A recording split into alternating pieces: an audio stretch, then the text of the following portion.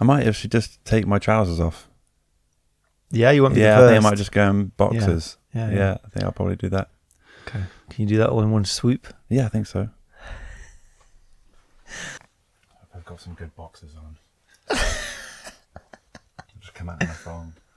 I didn't talk for a year. Yeah. And then a year after that, once I completed a year-long vow of silence and I put costumes on for a year, I wore fancy dress every day. That was a big key moment transitioning from a year of what was an incredibly intense state of introversion, going to an unexpectedly intense state of extroversion, just through costumes with the intention to play. And then, interestingly, a non-key moment was wearing normal clothes again, because that was after the second year of challenges, and finishing that year of being in costume every day. Suddenly going back into normal clothes was just an absolute non-event. And I intentionally didn't invite a big group of people around. I didn't have a because it's on my birthday. These challenges start on my birthday every year, so I have done since I was 31. So it wasn't, I just wanted it to be nothing. I wanted just to give it a rest for a minute. And that was overlooked. And not overlooked, but it was just, Like how hard that would be. It was just a non-event. It was just like, I've just done these 2 years, which have been intense. And that's now, the third year, which was a year of volunteering or being in service. How quickly was the transition between years? And so they're on the day. So on the 8th of October, it's 2021, then that's a year-long challenge until 2022, or 8th of October. That day I started speaking and put a costume on immediately. And then, so the following year, October the 8th, 2023, I took my costume off, quote unquote, and put my normal one on, my normal clothes. And I was straight into the third year of the study. So the year after that, that was a very strange year, which we can get into.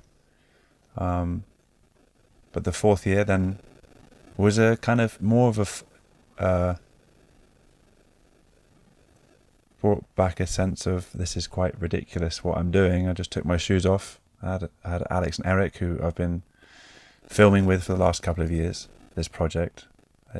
We've just synchronistically been filming together. We met a couple of years ago and have been just diving into this project together. And they filmed me. They came here to the New Forest to film me take off my shoes and socks. And that was more of an event. But at this point, it was more just like ridiculous how at this point it's like, well, I'm just taking off my shoes. It wasn't a particularly large event.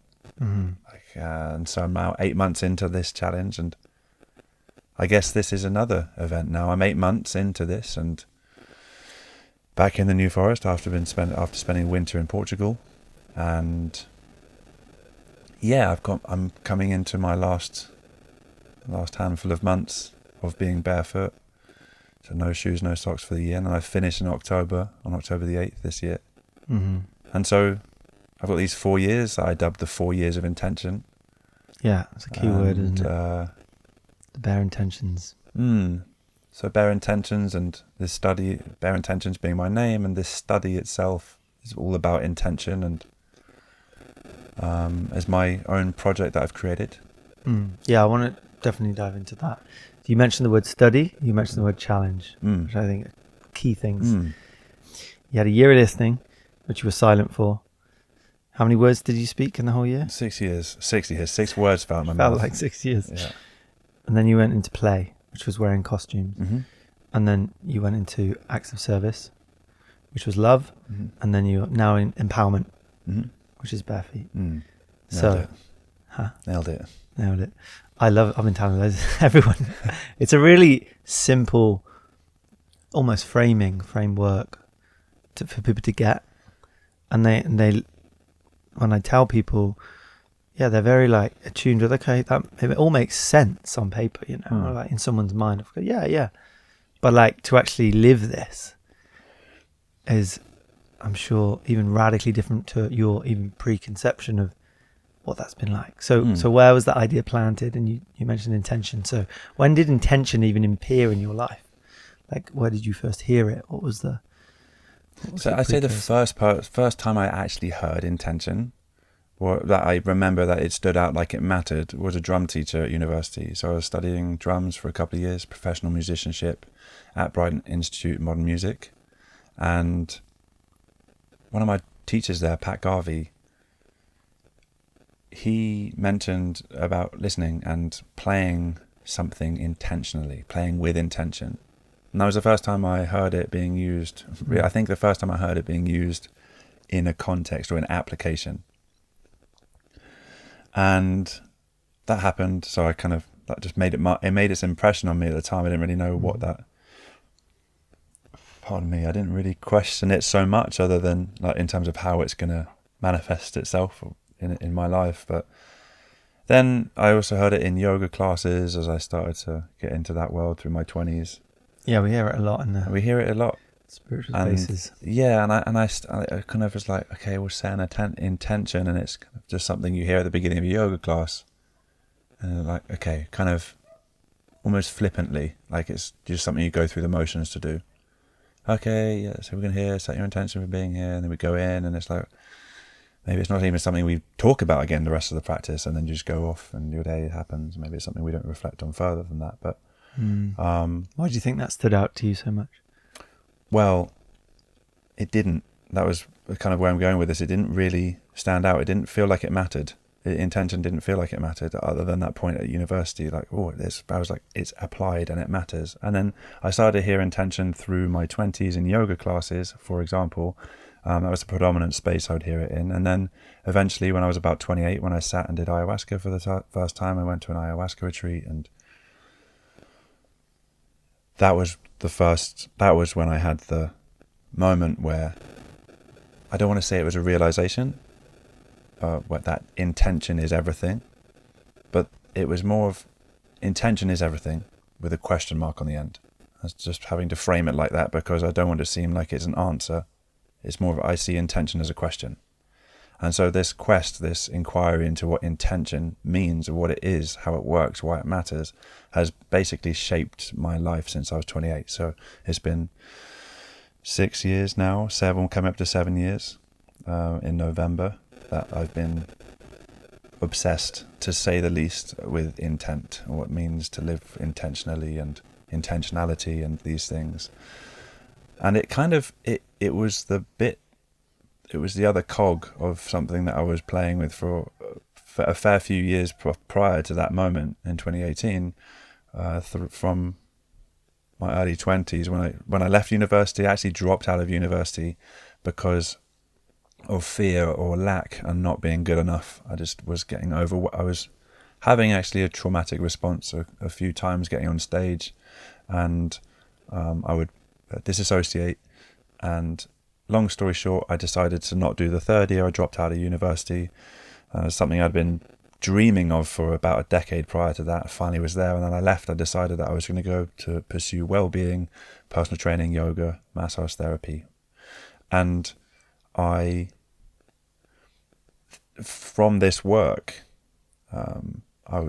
what I realized around that same time in 2018, just before I had this realization, this moment of listening to intention, was that all those years before, the 7, 8 years prior to that, my work had been founded on tension. As a personal trainer, I'm helping people put tension into their body effectively and safely. And as a yoga teacher, I'm helping my students move and manage tension within their body. And in massage, I'm helping them release their tension. And so it became about tension. And for anyone, like all the viewers and the fam listening, I'm going to be saying tension, intention a lot, because this is the dynamic that I see as fundamental to our human experience and perception. Is tension being the root and intention being the fruit. Is being able to, in terms of my work as a PT, yoga, massage therapist, what I realized was that I help people manage tension one way or another. And I do that with intention. And not my intention, theirs. And so setting an intention became something far more than just something that you flippantly say at the beginning of a yoga practice. It actually shapes how we perceive. Is it linked to your belief, do you think? Yes, there's an element of belief. Yes, and there's an element of finding out because we don't know. So there's an element of letting go, and also what story are you connecting to? Yes. I think that, okay, so there's a lot to unpack because I literally see that intention is how we see. I think it's how we see things. I think it's how the lens through which we perceive, which is why I kind of, so to just clarify and bring this bit together is that I help my clients manage tension with intention. Mm-hmm. And to do that, an intention requires listening, play, love, and empowerment. If any of those 4 acts of intention or the needs of intention are missing, we don't get an integration. There's disintegration. The structure, intention itself, can't happen in the absence of listening. You can't have an intention in ignorance that is conscious. And the same with play, love, and empowerment. If there's no play, there's stress. There's no element of play. There's no element of openness. It becomes rigid. And then there's a collapse. If there's no love, then it's going to be neglect and rejection. And again, a disassociation or a disintegration. And the same goes for empowerment. Is if it's not empowering, if it's not done by volition and choice from the individual intent coming from the inside, it's disempowering. It's coming from the outside. It's no longer empowering. It's just someone else's power being put on someone else. So this thing of intention coming from within is something that is key to this. It's not what one intends for another person. It has to come from within. And from that place, it moves out.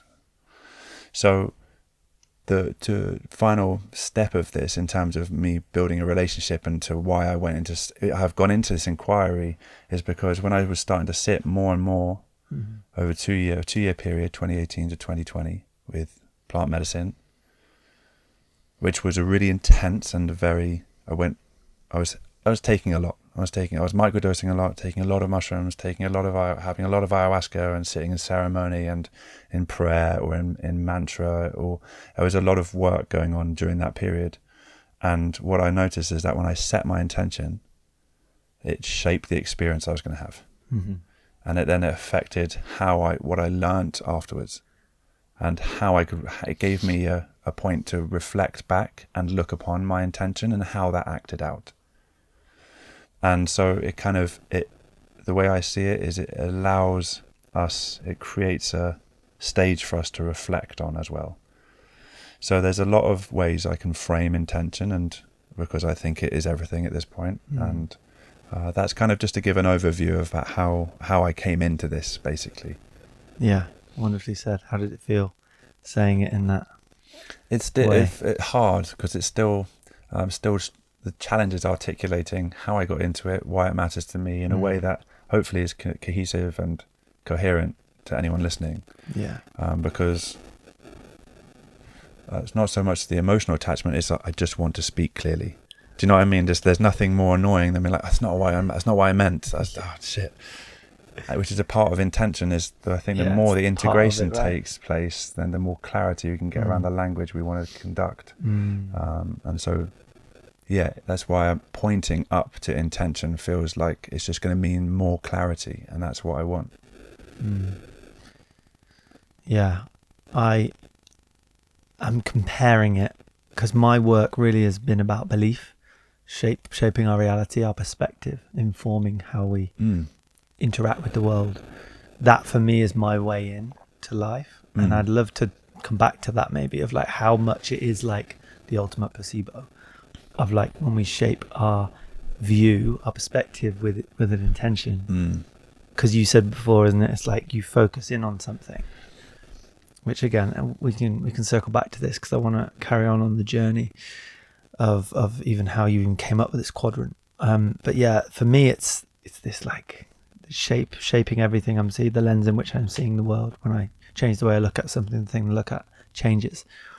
So yeah, maybe we can circle back or feed that in as we go. I'm happy to tuck into it now, because it's a question. It's, what do I believe in? Is a question I was asked recently in terms of like everything, and I feel like there are these 2 points. As I believe in tension. Mm-hmm. I believe that tension is fundamental, and I also believe in intention. And I think that that belief might also be a story. Yeah. I think that's all there is. And that's it. That, I think, exactly. I think that's where we can kind of bridge the gap between belief and intention, is the story we tell ourselves. Yeah, the story we want to live. Yeah, and the story we're in as well. There seems to be these 2 narratives. I don't know, I'd love to hear your view on this. I've got this idea that there's an individual's intent, and then there's something, that universal intention. So subjective intention, objective intention. And there's a sense that we might call this synchronicity, when our intention on an individual level matches the universal intention. And there's something when these 2 lines start to touch each other. That's where magic happens, for want of a better word. And we say, like, how that's coincidence or synchronicity, these moments where we can really align ourselves to what's actually happening, the story that's happening on a larger level, and our story, when they meet somehow. I think that feels like that's as close as I've got in terms of this narrative around story and and something bigger than us, something bigger than our own story that's playing out, or what we want to believe. And what would some examples of that collective or universal intention be? Maybe that's different, the collective and universal. What would be the example of universal intention? Well, maybe before I go into that, maybe I can clarify how I see collective intention as well. I think there's in philosophy they talk about this a lot, agency or plural agency or plurality, and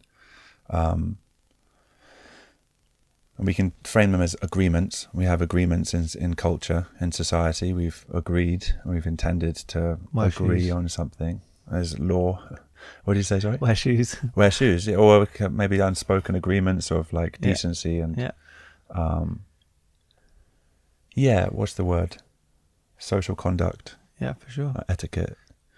Some we don't agree on, but fundamentally there's the individual's intention, and then there's the collective of individuals, and where those intentions meet is like a collective intention. And those manifest as laws, agreements, or contracts, and all sorts of unspoken things.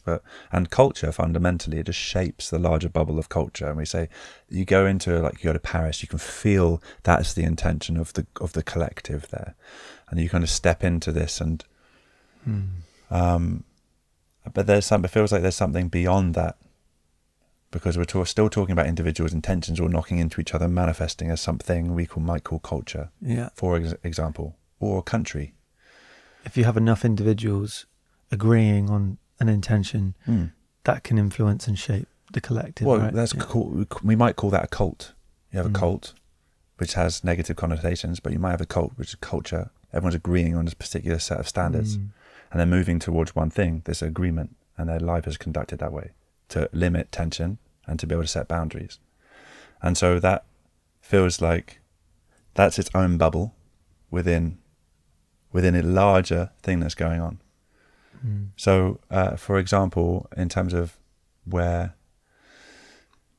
I was thinking of the health system, to draw this back to your work and what started this. We have parameters and boundaries around what we do when there's an emergency or there's a health crisis in the body, and then where we go, and then what the procedure is, and how we outsource things to other people, and like how health works in our Western world is very different to other parts of the country. But there's a collective conditioning with some people's intention to make money, and how that informs people. There's a lot there. So conditioning stood out for me there. Is this thing of like, that goes into the collective unconscious, where we're not necessarily intending to consciously live in such a way, but we're in a system that's kind of when we start to have this feeling of being cattle within a matrix, and we kind of don't have sovereignty, or don't feel like we've got agency. And this is the collective unconscious space of we've made agreements that are outside of beyond my awareness, but I'm within that as well, and it's still my responsibility, even though I can't see it. That's essentially like kind of the aggregate blind spot. Using that as an example, I have a choice, right? Maybe I don't want to take a vaccine, for example. It's quite a radical decision. It was 4 years ago. But that can create a lot of tension. Why? Because it can disrupt other people's belief systems. Okay, you can flip that belief into intentions. So when our intentions don't match, that's when tension occurs, because there's not an integration. And so these points where we are integrating, that's safe. We can connect. There's stable, there's relation, and there's not judgment, there's equality. But when we have different intentions, I think that's where tension arises, and that's where disintegration, if it's not tended to, occurs. And I think now culturally, I still want to come back to this other point of the universal intention, which we opened up a minute ago, but this idea that there's something that at this really interesting point now, I'm sure we all agree on that. I don't know, maybe it's a story that I'm running, but it feels like culturally there's a drastic disintegration that's taking place. And I don't want to catastrophize that.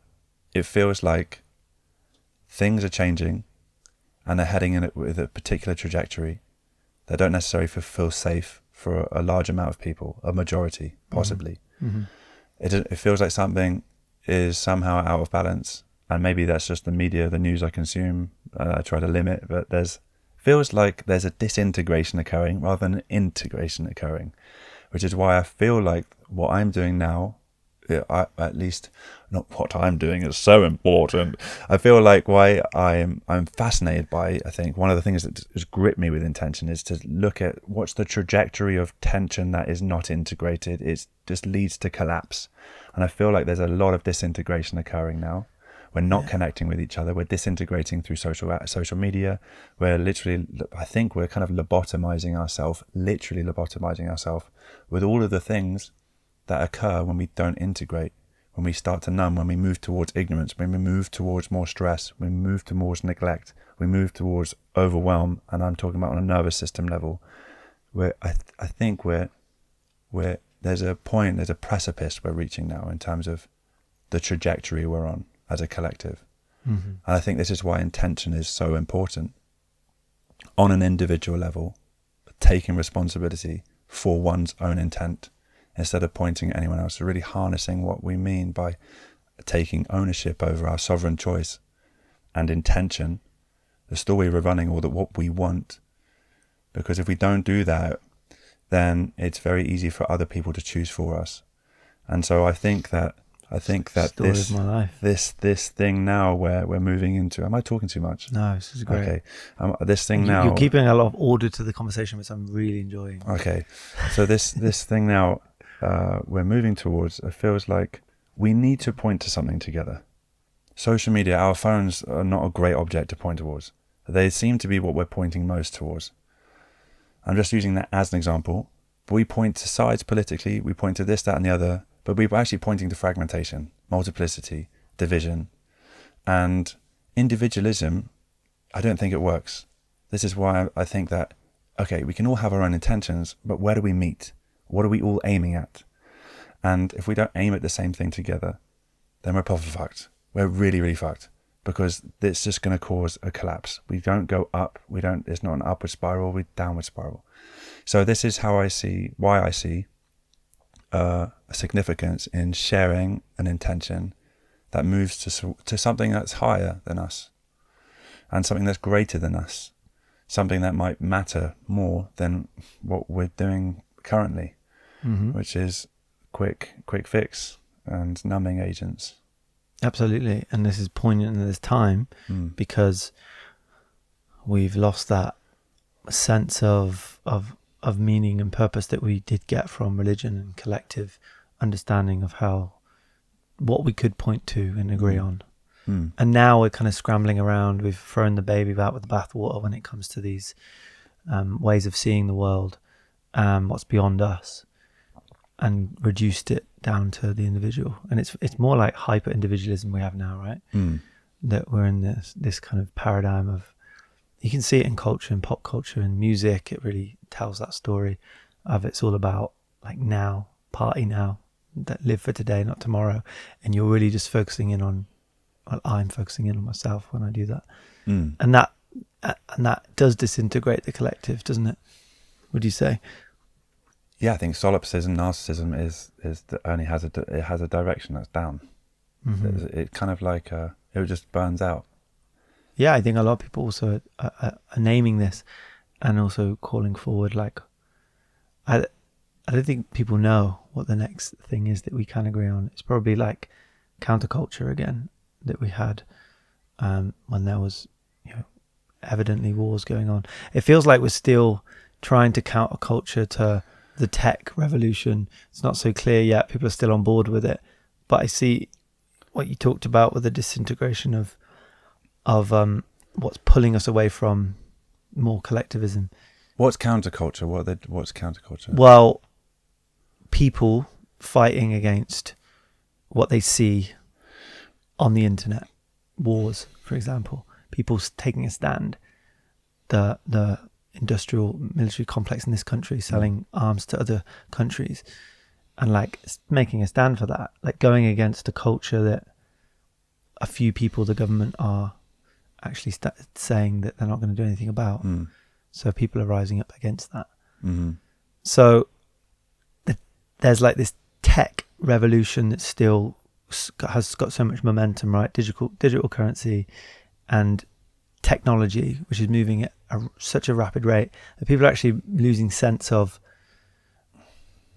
I think people are losing sense of like what the next few years holds, and it kind of disrupts people's own like belief in the future.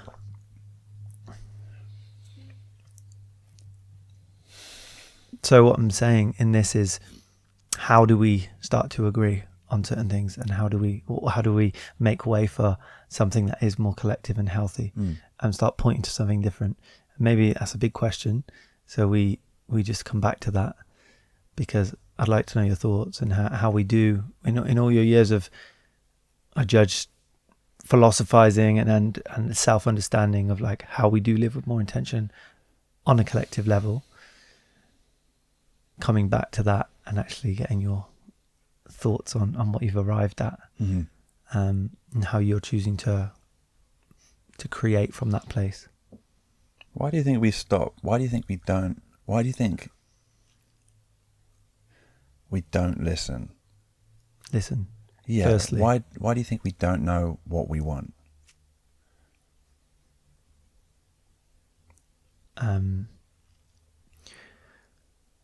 Disembodiment, I think.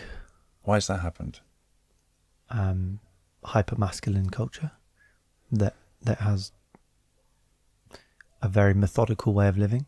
No one's got so much time to actually be in their bodies. It's operating at a very like head-led life. It's very like, got to do this, got to get that, got to.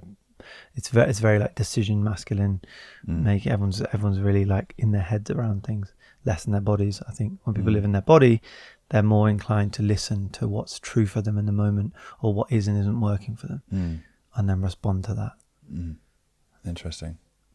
Yeah, this is one of the dangers, I think, in terms of how intention comes across, because of the way because it's intellectual. Well, because it can get stuck there,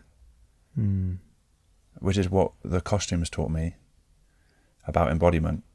I'd love to get back to the quadrant. I'd love to get back to the quadrant and take us through that journey. The way I see it is that I've kind of uncovered, I've kind of just noticed that there's a quadrant there. And so for anyone listening, you can just hold a quadrant in your mind. So a vertical line and a horizontal line that equally creates 4 squares.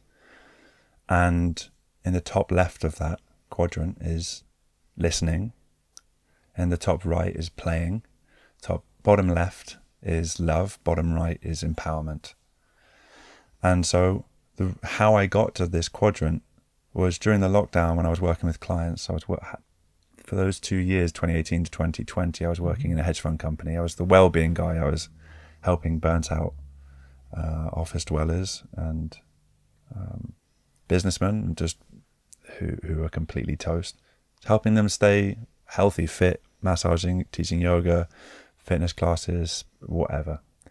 I had a little gym in the office, and people would come for little 30-minute sessions with me, do handstands or just lie down, do yoga nidra, etc. COVID came, moved online, and all my clients were there. I was living in Bristol and with my girlfriend and her son at the time, and the sessions I was having suddenly shifted from like lifting weights and PT, yoga, massage, etc., and became about how do I set boundaries.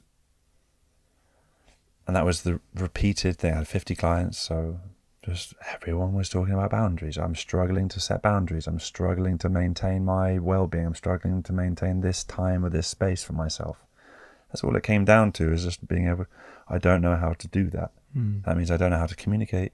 I don't know how to say yes or no, and in a way that's effective and necessary.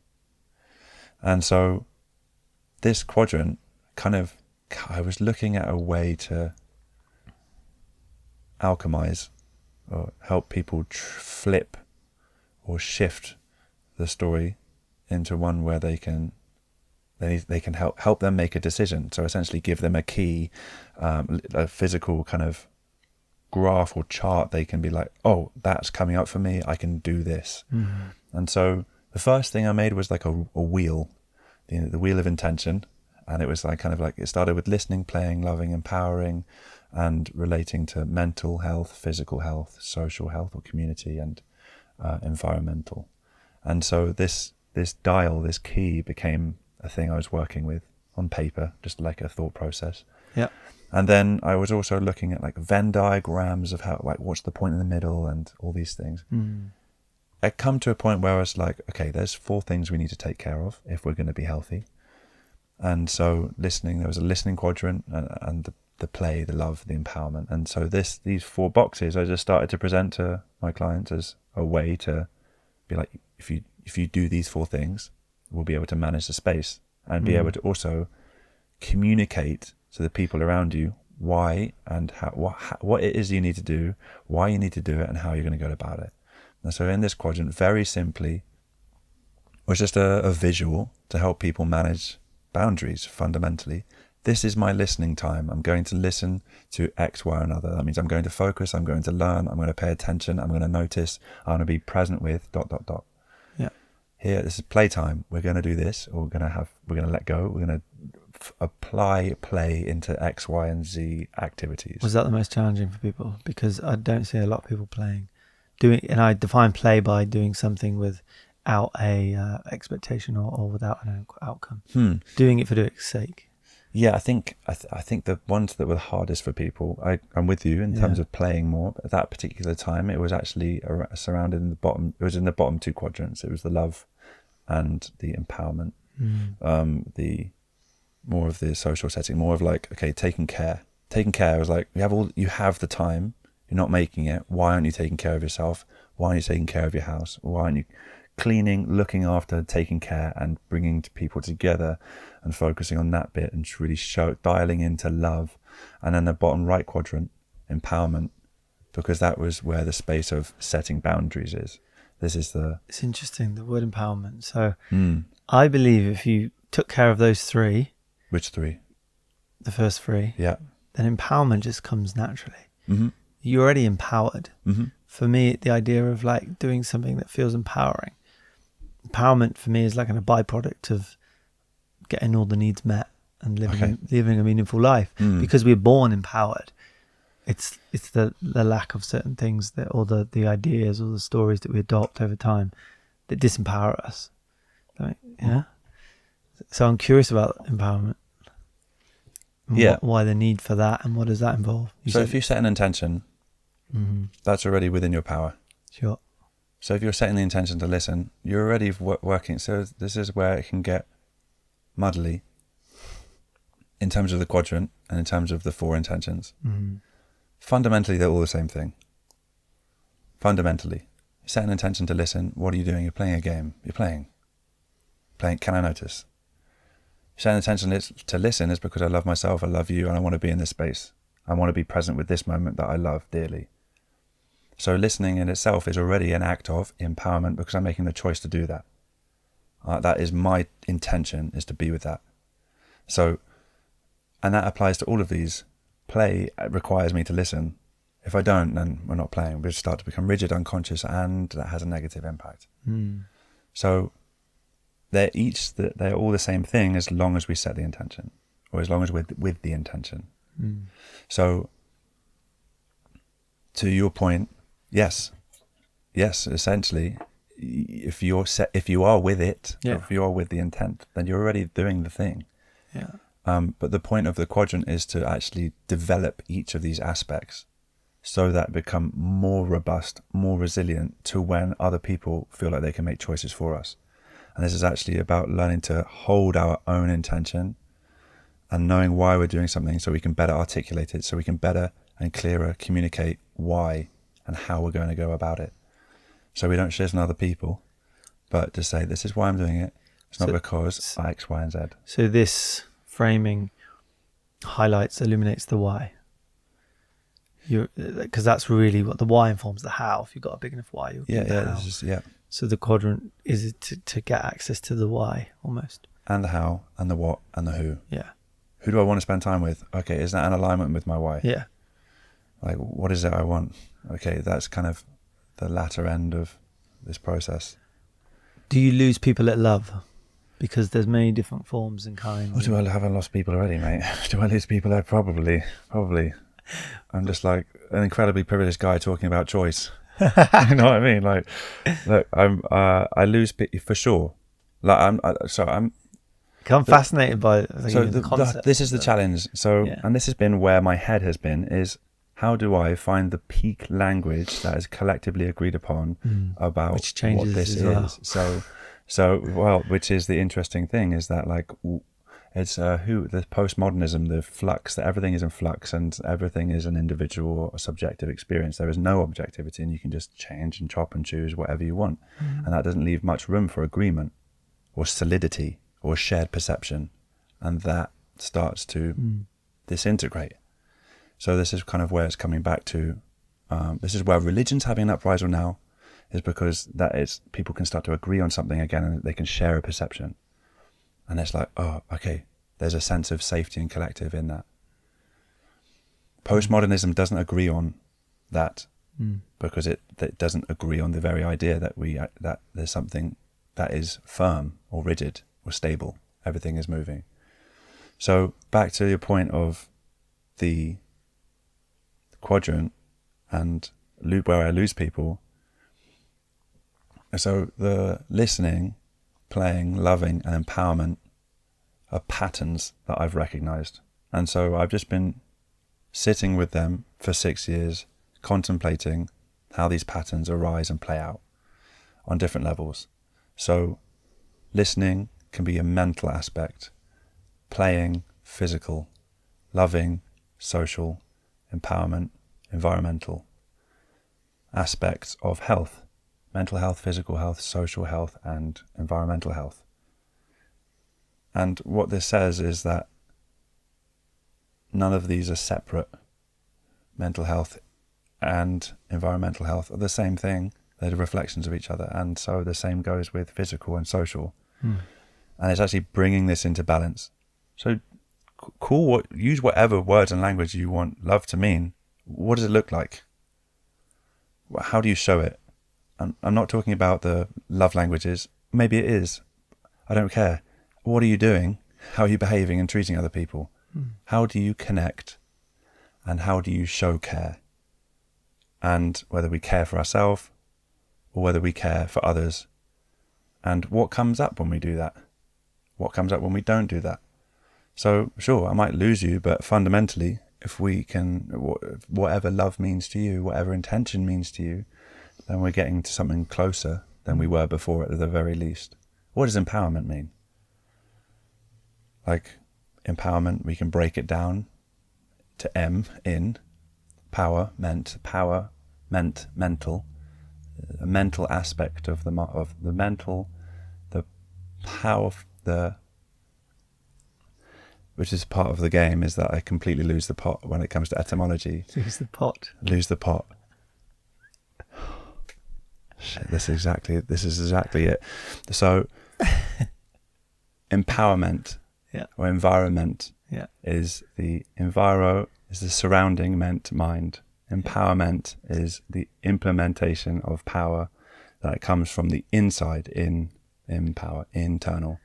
And so implementation of power. And so rather than it being the imposition of power and putting it on other people, is something that has to come from empowerment is internal. Power comes externally. And so again, I'm just chopping language. What I was just, that moment just then was the processes I've just been going through. I've been chopping and churning and trying to find the roots and looking at what these things actually came from, what they mean, and how we can agree upon them. So, yeah, probably. So take us through these years. People are dying to understand a little bit more about what the year of listening was like. How? Well, it was much like this. So it's mental. It was mental. So I took myself, went into a vow of silence. There's so many things that I can dive into. So I was in London, 8th of October, 2021. The year leading up to this, I had given up meat. So I was vegetarian. I gave up meat. Smoking. I gave up sugar and alcohol to give me a sense of feeling like I was just having self-restraint and practicing my boundaries and moving towards some sort of monastic restraint to some degree. Then sex. Then I went into the vow of silence. So prior to that year leading up to, I was having sex, but leading the vow of silence, I took a vow of celibacy during that year. Wow, and intense. Well, I mean, it was just another thing to throw into the pot. That was just like, okay, it was just another thing. It was just another point of restraint to experiment with. Was there a bit of fear of like saying some words whilst having sex? It's actually easier not to have sex for a whole year. Sorry. That wasn't. Sorry. So yeah, there was potential for me to talk everywhere. And 6 words fell out of my mouth. Those weren't voluntary as far as I can feel. I didn't choose to say something that happened, it fell out. And that was my point those were points of burnout and exhaustion. So there was no point in the year that I didn't speak where I was like, fuck it. Thank fuck, I'm just going to talk to myself. There was no point in the year where I just gave myself permission to do that. It wasn't a choice. And when you set that intention, was there any doubt that you couldn't do it? Were you already you knew your capacity to commit to something, to be disciplined? So it requires a lot, right? Is there a lot of belief there also? Yeah, I set myself these challenges because I knew I could do them. And you wanted to. I knew I could do them. I just want to say that it's still like I believe I can. I didn't know what was going to happen. I didn't know if I could really. And this has been the inquiry. This has been the question of intention. The quest has been, I'm going to find out if I can and why I can't, or what is it that enables me to. And so leading up to so I had a year leading up to the point where I stopped talking. I was in London. I put on an event. There's a couple of other aspects to this as well, is that during those 2 years I was in London, sorry to chop and change and move around time, but those 2 years I was in London taking a lot of drugs, I then started to have characters arise. And by that I mean I was writing a lot of poetry, and suddenly I started to notice that these poems weren't specifically written by myself as one individual being. There was other parts of myself that were speaking and writing through me. And so these characters, I started to identify, I started to play with them and started to embody them, started to act them out. And then COVID hit. Just before COVID hit, I bought a bunch of costumes. And then through COVID, alongside, there's 2 lines. There's my focus on intention, and there's focus on embodiment. Sounds like clowning. Right. Okay, so yeah, totally. So there's these two lines that are taking place. There's my study, and then what it looks like to actually live it, and that's so it went from intention to bare intentions, and this is when my embodiment. Bare is in stripping away and just going all in. Any and all of those, any derivative or sound or etymology of bare you want to use, all of that was what I was pursuing on the other lane. So I had these characters I was playing with, and so I had about 2 years of locking myself in a bedroom and filming and putting it on Instagram essentially, and people being concerned about me. Did they have names, these characters? They have, yeah. I've got about 10 characters, like core ones. They've all got names. Could you name them? Yeah, I got Barely, Gertrude, Short Fuse, Many Ways, Dr. Shakes, Shady Constant Flex, Easy Me. Who else is there? And then we have other ones that have arisen along the way. I feel bad if I've left any of those guys out. I'm sure they understand. But yeah, I'm sure they understand. So these characters, right? I started playing with them, and it's terrifying. It was really awkward and uncomfortable. It's so awkward what I was doing. Anyway, so I was starting to perform them in the streets, kind of. I was just like wearing these characters and exploring, like, what's it like just to play a character or act? Fundamentally, I was acting. Yeah. I created characters, I started acting, and it was like grassroots. And then essentially my study, all these 4 years of intention, the moment I was just about the night I was in London, I dropped into my vow of silence. I decided I would do an hour-long performance combining poetry and these characters that I'd never done before. So I learned an hour's worth, solidly an hour of poetry, and my characters were playing out the poems. And that was my performance I did. And because it was the scariest thing I could think of doing, and like the most ridiculous thing, I don't know, I felt like I really needed to do it. And then our dear mutual friend who I love dearly, Sunita, she played gong. She sent us as the group, we were at open house at the time, so in Hackney, in the space, and she sent me into silence with a gong bath. And then there came the strike of midnight, and she was playing us all in the space into silence, and that's how my year began. And okay, just some key moments then. What did you learn from it? Which part? The whole year of silence. So context and space. I was living in Italy, so shortly after that, about a month later, I drove over with my dog Thor. We drove to Italy, where my mum's from a specific valley up in the north, in the Italian Alps. So we've got a family home up there. I lived in that family home through the year, and that was monastic. I was living with Thor. I ran a handful of silent retreats, and there was a lot of narratives going on in there. Like I said, I took a vow of celibacy during that time as well. I was also at the latter end of the second half of that year. I started kind of unintentionally. What? It didn't feel. No, it felt intentional, but I didn't really know it was dating. You know, when you suddenly just, I'm spending a lot of time with you. Anyway, so there was these points where you write stuff down though. I could write like, stuff. This is what people want to know as well. Like, right, what was the like nitty gritty? I feel like I'm being so vague with all of this. Sorry. So the rules for that year is that no talking, no humming, no mouthing words because it's too close. So it's just a hair's breadth, and so what? It's just a hair's breadth. Yeah, from talking. If I mouth, it's so close. Speaking, so there was none of that. You just went everywhere with a chalkboard. I went everywhere. I had a little chalkboard on me if I was in my house, or I used my phone and would just shove it in people's faces. I had a badge as well at certain points. One of those people that pester the DJs. Yeah. Babe Back and White by Michael Jackson. So I haven't listened to MJ in ages. We'll put some on. Nice. So I used to wear a glove. I wore a glove like for a year. This is where me and you come in. My intention was to just wear. Why were you wearing a glove? This is it. This was your challenge. You can't interview me. This is a curveball. So maybe you can relate with these issues. So these issues I was going through. So was not having people understand why I wasn't talking because I couldn't express myself.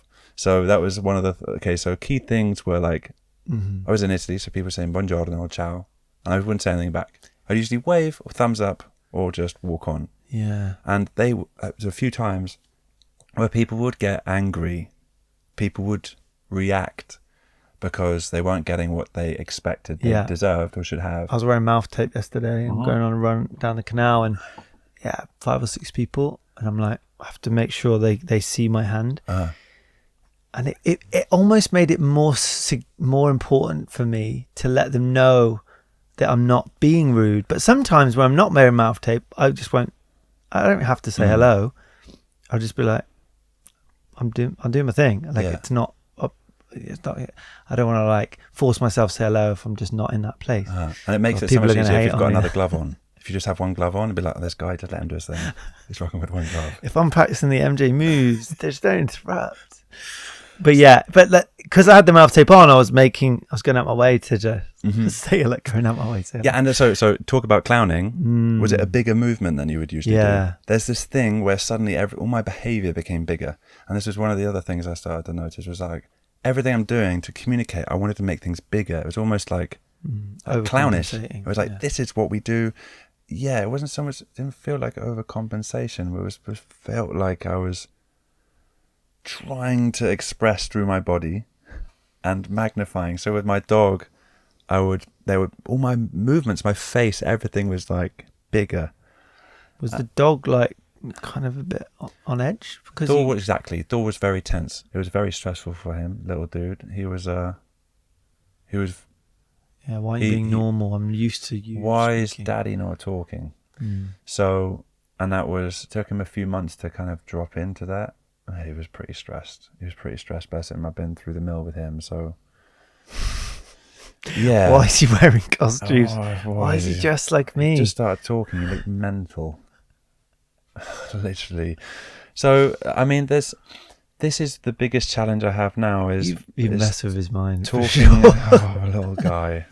Funny that he's now getting his service training to becoming a service dog in Portugal. He's getting trained up, but because he's been with someone who's been psychotic, I was like, oh yeah, that's why he needs his service dog certificate. It's because he's got me as an owner. So you go down the place where they train them, and everyone's in costumes or just not talking. Yeah. And he's just walking everyone around like, come this way, psychopath. So I was living on my own up there. Why was I doing that? Because I wanted to listen. Well, why couldn't I do that anywhere? I could have done that anywhere, but I wanted to isolate myself because I wanted to isolate my intention because I wanted to magnify it because then I could listen better to how it functions. And would you say that's to yourself, to your real like inner understanding of like, because I'm sure everyone's had an experience of that. Like when we insulate ourselves. But when you come inward and there's less distractions, you can actually register what is true, what's going on here, and being with emotions, for example, letting your body just like maybe feel safe enough to start. Yeah, you just develop that relationship with your body. You get some more sensitive. Feel. Yeah. There's less noise so I could feel and. Yeah, bang on. They're just more sensitive. Or if there's more distraction, it's very hard to listen. And I say that only if someone's relationship. So there's these. What's the word? Two sides of the same coin. Thank you. One side is distraction. The other side is focus. Attraction. It could be attraction or attention. So. Traction. Actually, there's a book called Indistractable. It talks about distraction and the opposite being traction. So what holds? Book. Yeah, like what is and creating what momentum and pulling you towards something. So another 4 years of study, distraction and traction. I'm never going to have a family. I'm just going to be on my own, just going through dogs, going through service dogs. When we aren't listening, we're being distracted. Why? Because it's something that's taking our attention. Because and the effect of that is that we lose the sensitivity. We're not feeling because we withdraw. We're starting to disassociate. We're starting to disintegrate. So when I'm talking about integration, I'm talking about dropping into the body.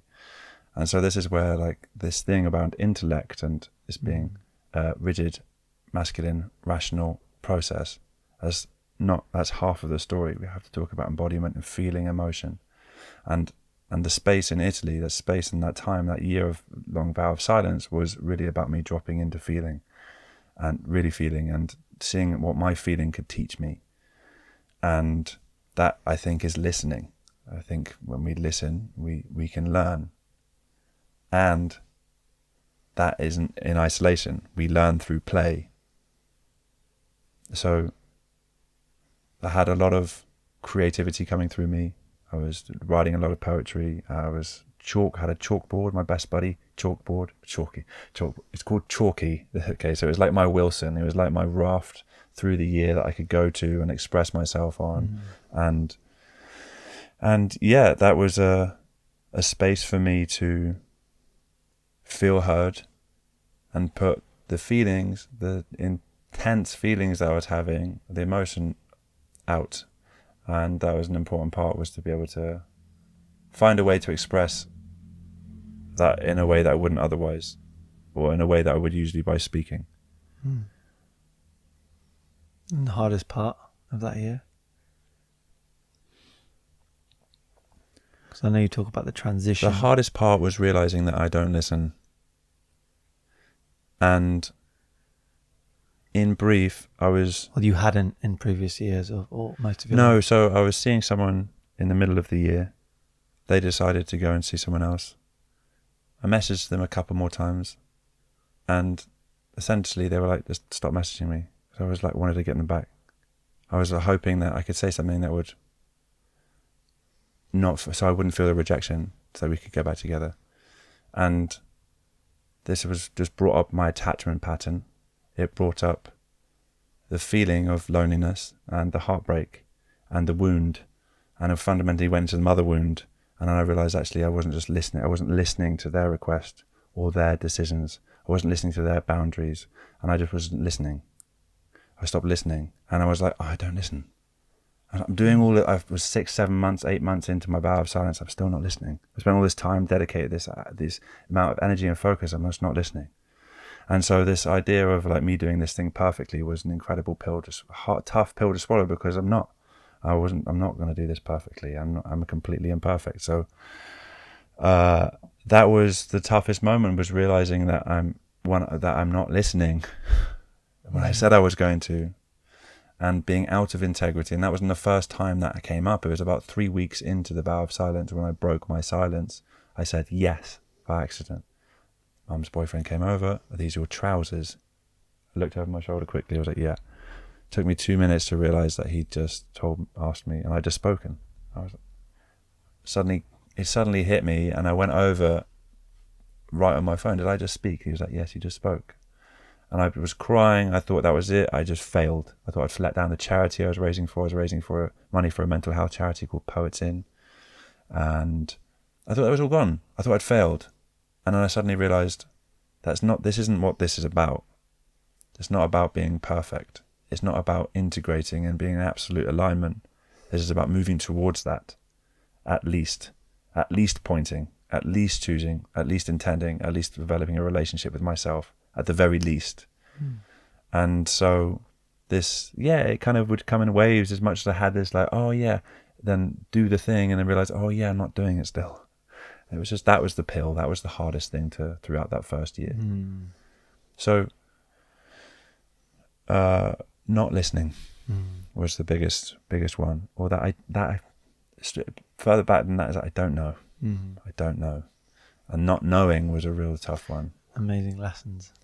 So there was a lot of these. I was spending a lot of time in different states and different things going on for me at the time, whether I'd go to concerts on my own, or if I went to a dinner on my own to a group of people that I didn't know, or there were these social situations where, and so actually the biggest challenges I faced all sat around being around other people,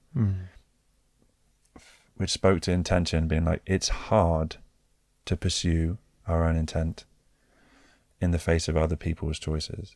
So not talking around people who are talking or singing together, or that was these highlighted. I think that's like a real big life's work of how to be with another without losing myself. that's life, I think. Totally, and this is intention. Totally with you. This is this is why I want to spend time on this.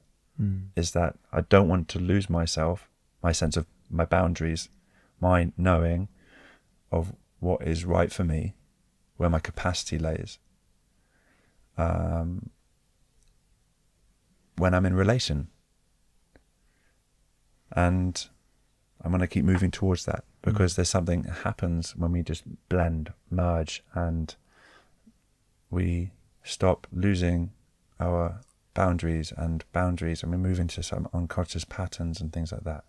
So there's a lot to be said about letting all of this go. Yeah.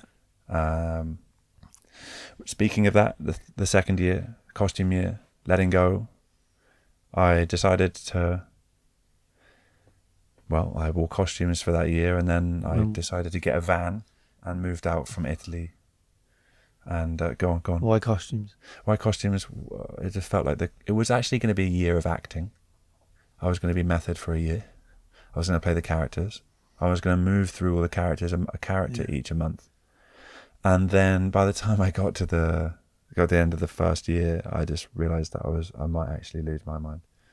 I might actually completely lose it if I just was in method. I will lose myself if I'm in method the whole time. Have you seen I'm sure you have, Jim Carrey playing. Oh yeah. Andy Kaufman. That documentary.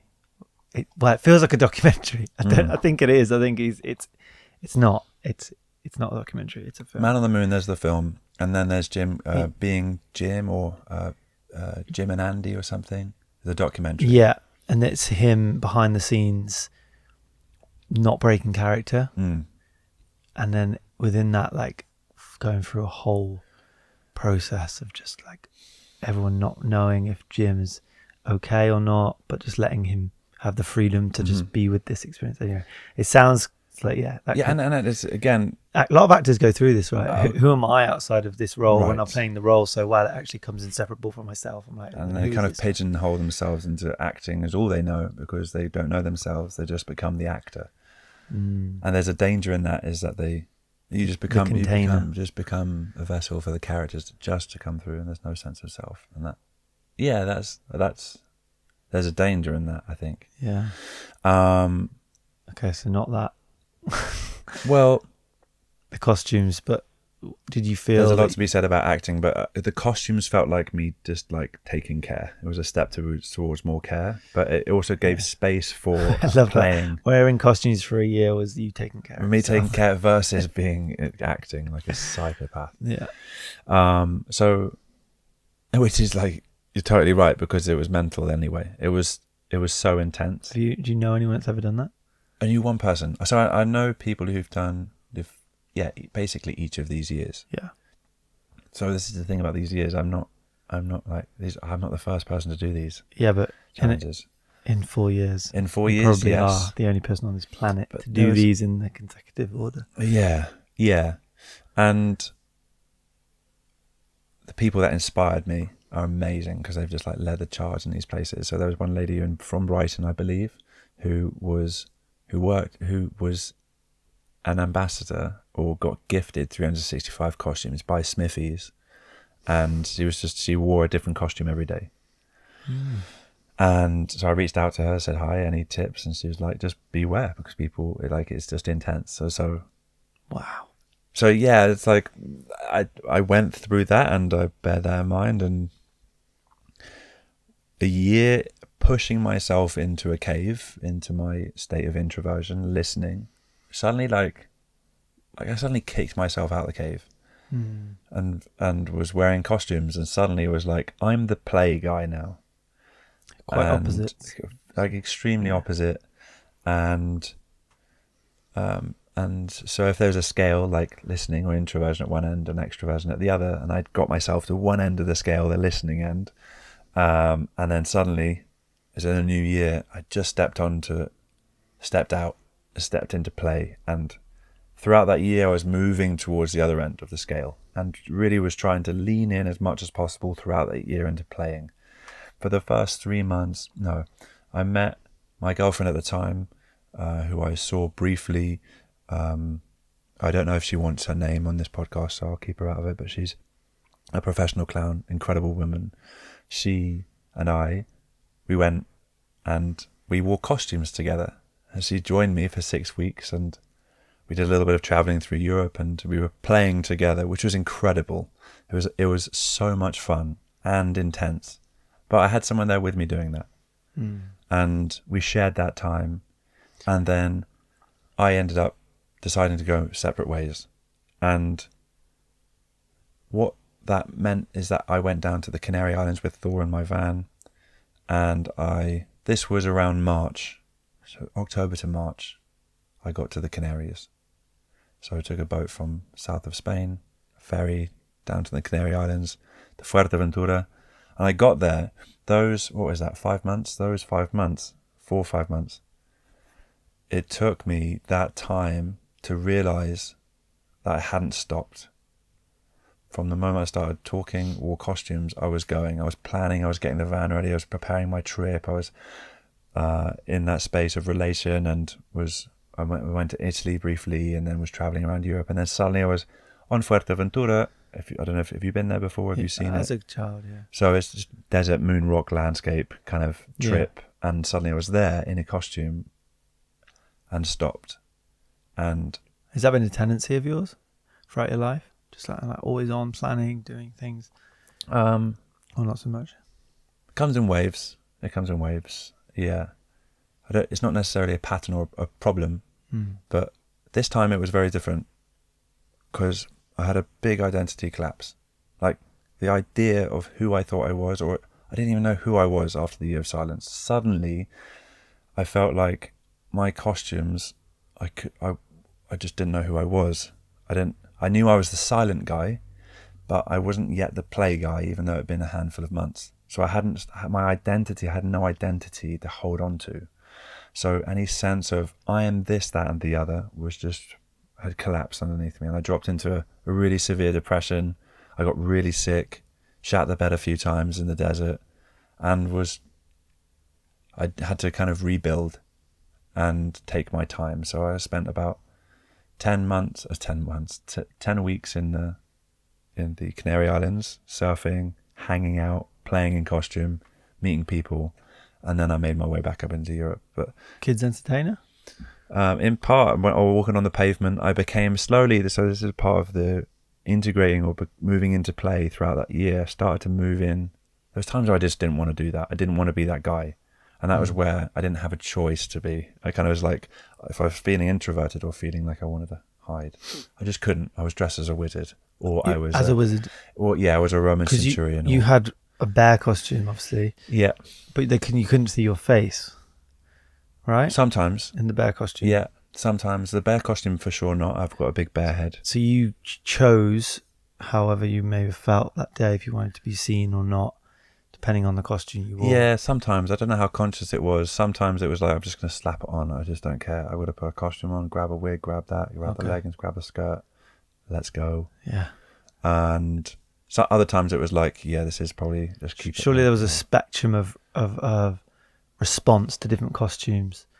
But you would get more receptivity from certain costumes. Did you have favourites? Did you were like, okay, it's an edgy day, I'm going to go into this cross-dresser kind of costume, or I'm going to play with the wizard?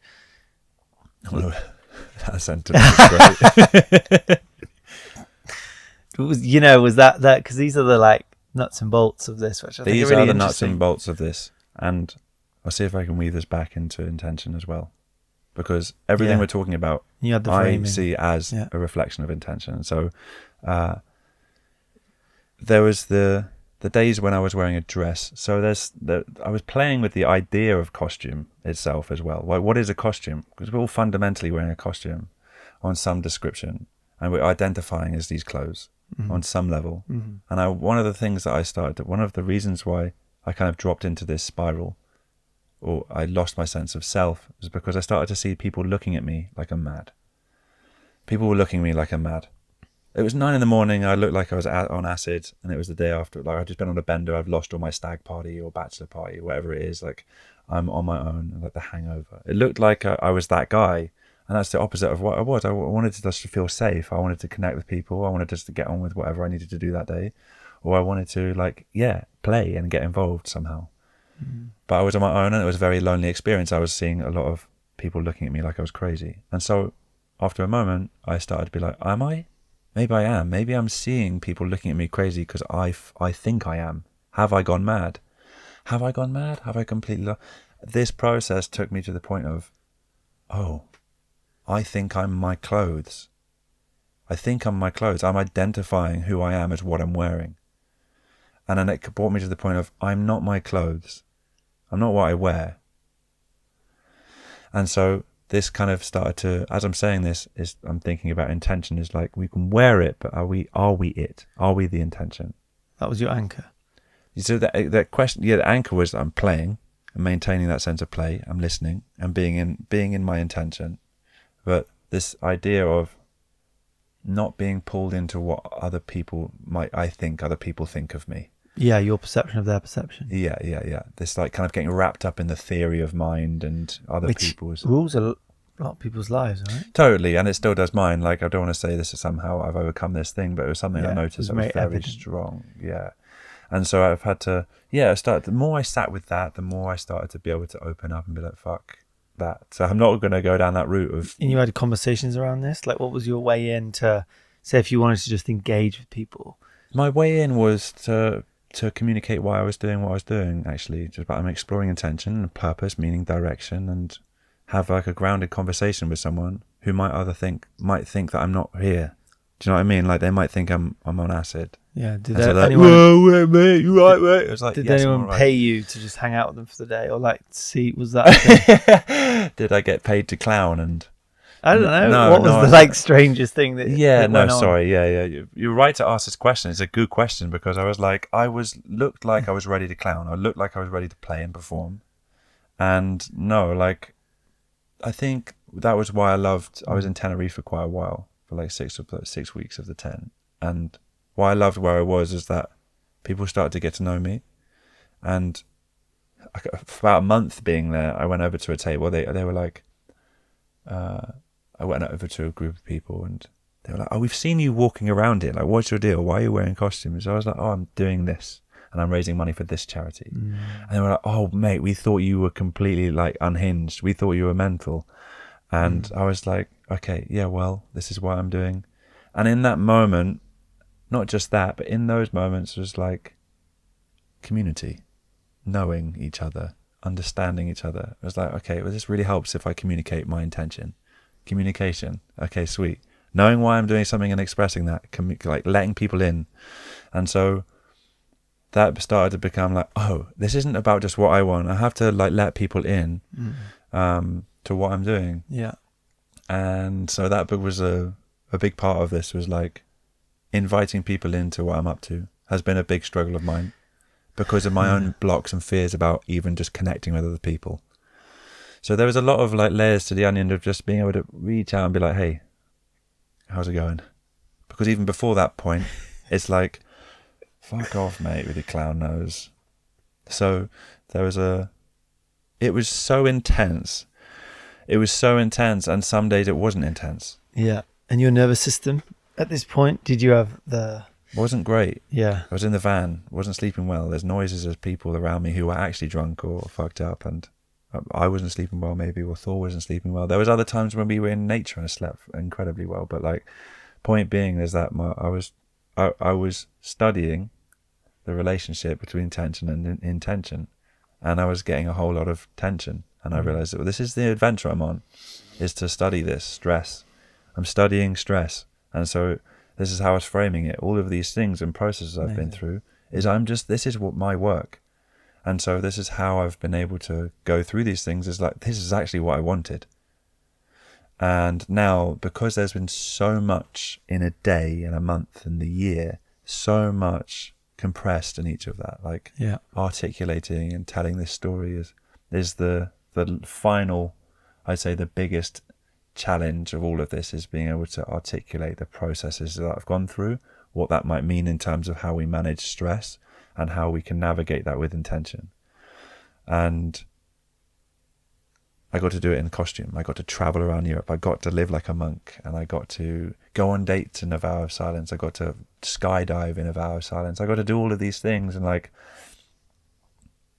I got to have this experience, and it's been fucking rough, and it's been really lonely, and I might not be able to fully articulate. I might not fully be understood, and that's all right. But I will continue to express why I think intention is really important, and why I think it matters now more than ever. And the more I draw, thank you for this conversation, because the more I draw up on these, the more I realize that actually, like, it's really important that I write this down, and I put this into a book format, which has always been my plan, and see why the human condition through the lens of intent. Because this was always about helping people. This has always been about, how does this serve anyone other than myself? It started off with, if it's not, it's just a mushroom trip that was just for entertainment. Do you know what I mean? It's just recreational. It's just recreational. Just escapism.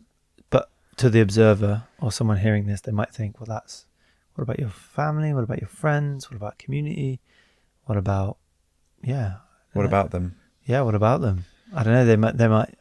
They might question whether this is all for yourself. Yeah. They've been amazing. They've been incredibly supportive, and also just not got it, because I'm trying to articulate, like my brother said, you're building whilst you're flying, building the plane whilst you're flying it. And literally someone said that to me yesterday. Right. Okay. Yeah. So it's totally that thing. It's like trying to find the language of the story I'm writing as I'm going. Just with jump. You'll start to fly. Yeah. So an amazing support network, and lonely, because I'm not articulating or expressing or asking for help when I need it, which I've just started to tap into more recently. This has been largely what has taught me about intent and why it's so important we share an intention together. We point at something, because if not, we're just going to all be very lonely people. It's a lot of crossover with Chris McCandless going off into the wild. Right.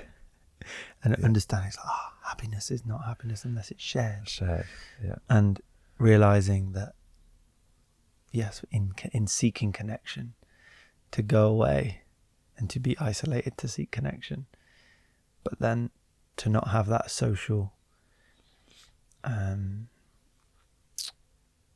social pillar, or like social need met, it really is nothing. It means nothing, or it means everything, but it can't be integrated, let's say. Yeah, it sounds also like a fucking very intense self-discovery journey. Not to project my own ideas onto you about what that means, but there's lots of crossover with me or the people I meet around exploring parts of themselves, revealing parts of themselves, revealing parts of myself that then affects people around me.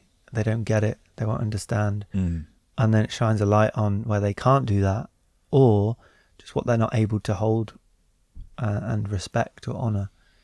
I don't want to lose you or anyone with this tangent, but the self-discovery within that is so rewarding, because I get to find out what I'm made of, or what I'm capable of, or how important to me certain things are. So it's just like going out to find out, experiment, and just push the edges to an extreme in your case.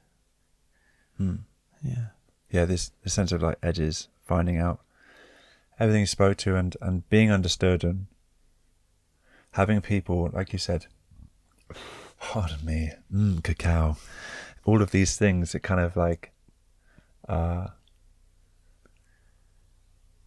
we might know them. So I'll speak for myself. It's like not expecting anyone else from anyone else, not expecting anyone else to agree, not expecting anyone else to live with intent or have an intent, or like not demanding that from anyone else. I know what I'm asking for myself, and that's the question, like, what is my intention? What is it I'm trying to communicate? Yeah. And also, what is their intention? What is it they're trying to communicate? And trying to understand that. And if they don't know, that's not for me to squeeze it from them, or do you know what I mean? It's just kind of like You can't. How do knock I the embody demand, it? how- And yeah. allow that to impact others. Yeah, and having like empathy on a basic level. That's one of the things that is so I can draw from one of the costumes. I was wearing a dress. I'd had a wig on.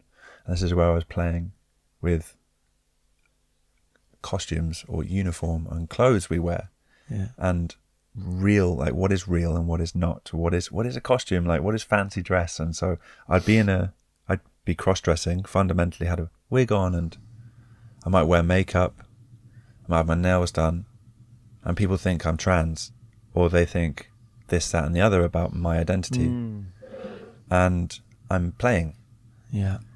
And so their projections, their assumptions about who I am and what I'm doing Projections. are,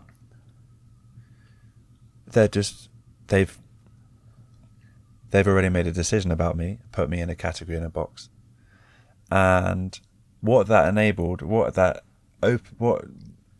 showed me, or at least it gave me a sense of empathy. Fundamentally, it was just horrible, people scorning me, or people shaking their head at me like, That's so big. and like I was like, oh, this is how it might.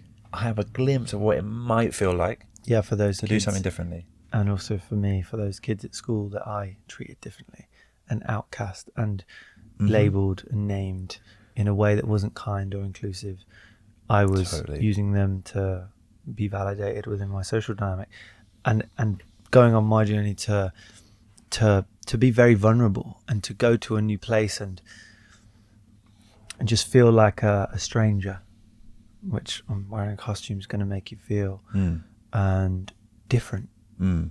Just doing that. So it was so expansive for me to lean into stuff like that to then, know what it feels like to be someone who isn't accepted.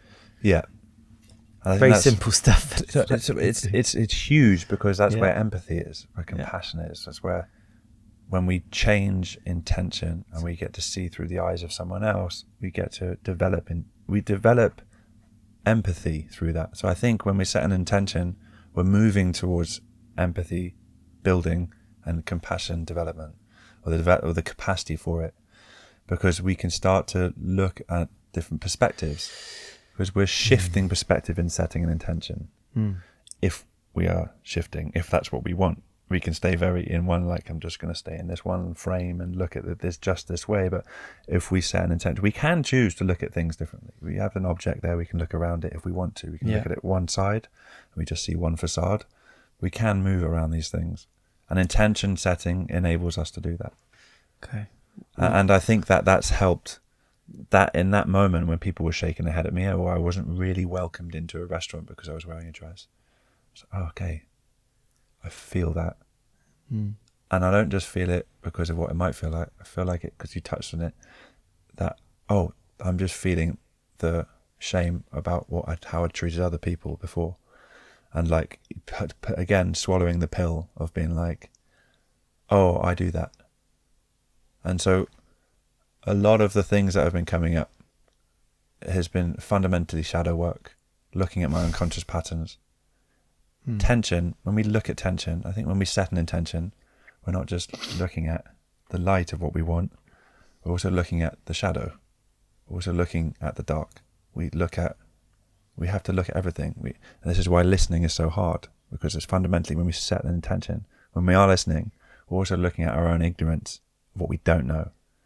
For me to say, How? I'm listening to you, is to say, I actually don't know. Because if I know, why would I listen? Yeah. So listening is a question, it's not an answer. I intend to listen to you. It's not based on me knowing what you're going to say. Why would I bother? And then I'm just already in my own head. I'm in my own ignorance. So to my understanding is that when we set an intention, it also is a form. If we really dial into it, blow it up, we're looking at the shadow as well.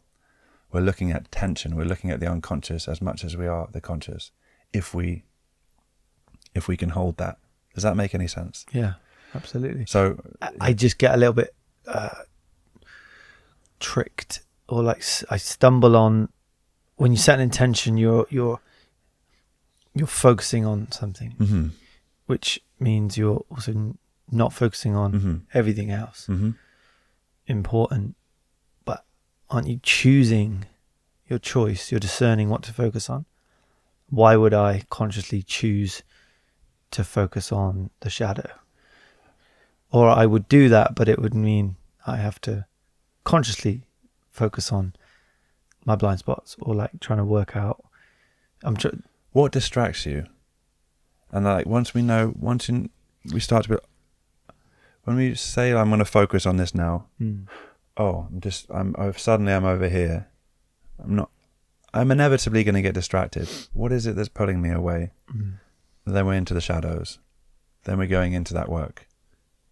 So it's not necessarily like but being present with that process by saying I'm listening, at least, like even in meditation, mind's wandering, being with the wonder, being with that wandering off is as much a part of listening. Yeah. So this is kind of where this, as much as it's pinpoint, it's also open. We want to, like, that seems to be where listening is, and it's a very open in as much as it's pinpoint. So one of the images I have for it is there's a dot in the middle and a wider circle. This feels like a space of listening. There's the point, and then there's the boundary of that, the edges of our perception, which is where the shadows are, and where we can, the more we expand and more we listen, develop the capacity to listen. I think that's where we can get the opportunity to be like, oh, I'm over here. Or every time you start talking about listening, I stop listening. Okay, interesting. I should Which probably is stop like, talking about no, listening. there's this like, I feel pressured to listen because you're naming listening. It could also be well, there's something to be said about how I'm coming across. Maybe it's because I'm coming from this point of teaching. I don't want to. Yeah, sorry if I feel like you're talking about how important it is to listen, so I have to listen now. And in that, like, my mind is like, I can feel it. I'm like, I'm getting pulled away, and I'm like, what is going on? Because of this, like, hyper focus on listening. So what is this? It's ironic, isn't it? It is. But what is it that interests you? Because I feel like we've got halfway through the 4 years, but is it? Yeah. Have you? Can you please ask me a question? Because I'm just waffling. No, I love it. This is all valuable, and I think there's going to be a lot of consideration of your journey within this, and we're halfway through. So too much, talking too much. It was the funniest thing, because I spent a year not talking, and then it still feels like I'm interrupting, which is so annoying, because I just wasn't necessarily interrupting people, even though I still was interrupting people in my mind when I was in silence. And this feeling of like, I still interrupt people. It's funny. I'm just pretty shit at listening to people. I really struggle with it, and it does annoy me, and also talking too much. It's like, do you find yourself being hard on yourself? Yeah. I don't know what that means. I don't really know. I could say yes. I also know I could do better. Wanting more for myself.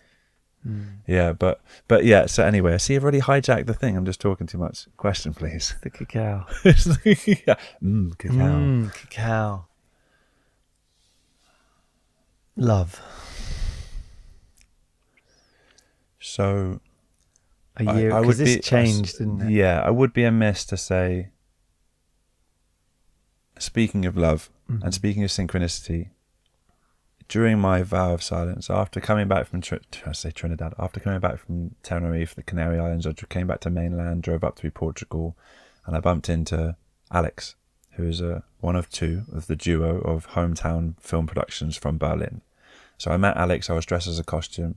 I was dressed as a flamingo, in a flamingo costume, in an Edicela in Portugal, in the car park. He asked to take a photo of me, and then, long story short, we started filming. They have this film company, and we thought we would do a short little 5 days where he was going to film me, a guy in a costume, just as a side quest, and that went really beautifully.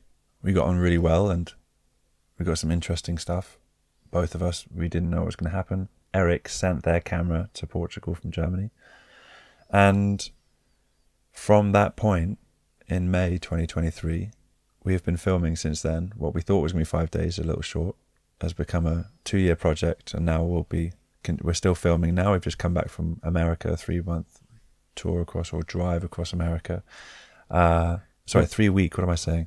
3 week. Yeah, what was that? So all of this is filming the different processes that I'm going through. Why 3 weeks across America? So, these characters that I touched on At the beginning. when we started filming in Portugal, those 5 days, about halfway through my year of play costumes, the characters started to come back. They went away during my vow of silence, kind of shoved them in a box. I didn't think I'd bring them out again. I was like, okay, this is silly. Then the camera came on and the characters came out. And so these characters started reappearing. I started to embody them, play with them again. And then we went to Edinburgh Fringe Festival later that summer, where I was playing these characters, or starting to play on camera in the streets, doing poetry performing and leaning into more play. And then a month later, I went with Alex to Austin, Texas, to go and do stand-up a few times, which I'd never done before, but I felt like going on an actual stage was going to be the peak of this year. If I can perform on a stage, I felt like that was the height of play, act. And so I did that with 2 characters, Gertrude and Short Fuse. And we had a week there of playing.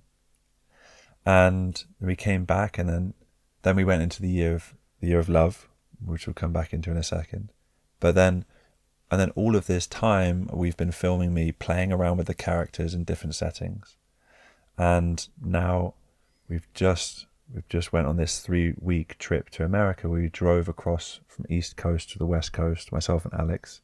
We've got Dodge Challenger, and we would stop off every day near enough at a new location to perform a character, like micro narratives for these characters. So what we've been doing in this film isn't just documenting me going through these 4 years of intention and these challenges, but also integrating these characters, these parts, this parts work I've been doing, and bringing them into some sense of coherent narrative. So we've been giving them a story. And so America was about me acting the characters out as like little micro stories to really let them feel like they're completely heard. Trying to find a peak experience for them. How does this relate to your own childhood, to your own upbringing? So the parts, the way I see it, which is a sweet question, thank you for bringing it about there. So the way I see it, there's these characters are suppressions that want expression. That's why the fragmentation occurs in the first place, is because the parts of us are pushed and suppressed, and sometimes they come out, they kind of almost like take over us. Not in dissociative identity disorder or multiple personality disorder, but I mean just like there are just parts of us that act out, and sometimes we don't get to fully express them for this reason or that reason. And maybe when we were younger, we wanted to express ourselves a certain way, but we couldn't feel like we had the environment safe enough to do that. We weren't allowed to do that, or wasn't welcome there, or it was squashed. And so we had to kind of, this is my experience. Sorry, I'm talking for myself, but so there was these parts of myself that I felt, well, they kind of just bubbled to the surface during my psychedelic therapy processes, that I started to realize they had something to say. Parts of me had something to say of the impressions of the world around me. And so these might have been not necessarily traumatic impressions, but things that I just saw around the world, of the world around me growing up, that I felt like I wanted to feed back to the world and be like, this is what I saw, this is what I see, this is what they have to say. Can you give an example? So let's take Easy Me. Easy Me is like pretty, I would like to say London based. He's kind of, I think he's pretty urban. He's up the streets, yeah. So he's kind of like always pretty chilled, laid back, and collective, like connective, collective. He's got like a vibe to him. He's pretty laid back. But then it's like ironic because he's always in these vibrant big clothes, or like he thinks he's really slick. And he speaks like this, and he has these like certain mannerisms, and he's like got his blue glasses on, he's got his Skoda hat on, like bucket cap, you know. It's like he's just a bit ridiculous, and he's got all of this stuff, but he's actually not even from London. He doesn't know. He's not of the streets. He actually is terrified of people, but there's something about him that makes him like has that confidence to be able to connect. But even still, it's just like he's a very privileged idiot. And so like playing with this thing of like, playing with the clown, playing with the fool, and then I've got another one who's, and so just to touch on Easy Me is this part of me that seeks for approval out of guilt of not fitting in or being different, and so wants to be cool, seen as being cool or in, to find approval to then fit in, because actually deep down he's like disconnected or lonely or anxious, but he just wants to connect. Yeah, he's just like, yeah, he gets it. He's just like, he gesticulates in such a way that he's like, oh, it's okay today. So he wants to just be able to connect. And so the character is a way for me to play with that idea and express that and explore that, study that. And then I've got Gatish here, who's like, he's essentially my spiritual narcissist. But he's called Gatish because he's been everywhere and he's got the t-shirt. And he's got to teach. He's just got to teach. And so Gatish he's one of my favorites. He's like, actually, he's not my favorite. They're all just so ridiculous in their own right. And it's learning to play with these patterns. Yeah. And just find some humor in them. Yeah. Anyway, so there's like the narcissist or the approval seeker or the hyper intelligent, like Dr. Shakes. Dr. Shakes is always talking about intention. He's always talking about the agency and the plurality and being able to connect dots and find patterns and recognizing that there's a quadrant that maybe no one else has uncovered, but actually everyone's uncovered them and we all have them inside of us. And somehow they all connect dots with in some sort of psychophysiological framework that is actually beyond that. It's like sociological, environmental. So we have this kind of pseudo psycho-social, physio-environmental, just complex system that all connects somehow around one central pillar of intentionality. And it's just very annoying, but has something to say that inspires a sense of excitement. And, well, he just doesn't really let anyone have an edge in. He just kind of just talks and keeps talking. Yeah, And you can imagine on his own. And this is intellect. So this is the intellect, and this is the part of intellect which I might not be able to fully express or articulate.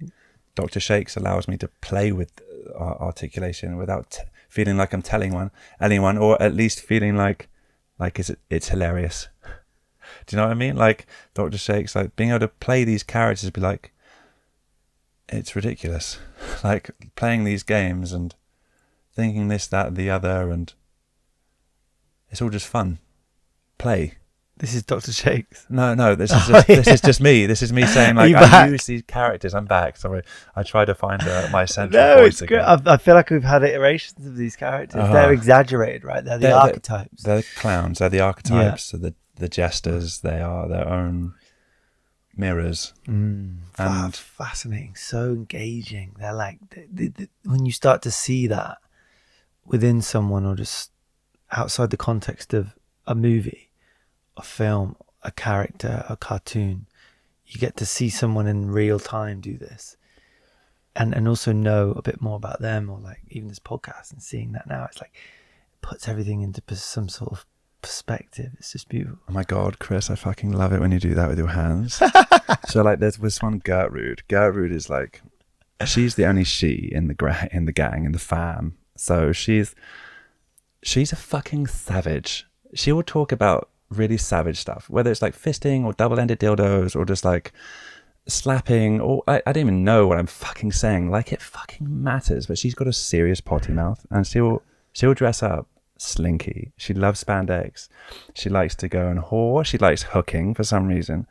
And so Gertrude is like, if anyone's interested in the Jungian psychology of what I'm doing, Gertrude is my anima that I identified, and this is part of the feminine aspect of myself, and it's bringing her to life and communicating with and playing with her, and acknowledging this femininity in me, and looking at why she is framed. I'm framing her in such a way. What does that say about my relationship to the feminine, and how, I'm talking about going whoring or hooking and potty mouth and sex, and it's like all really slutty.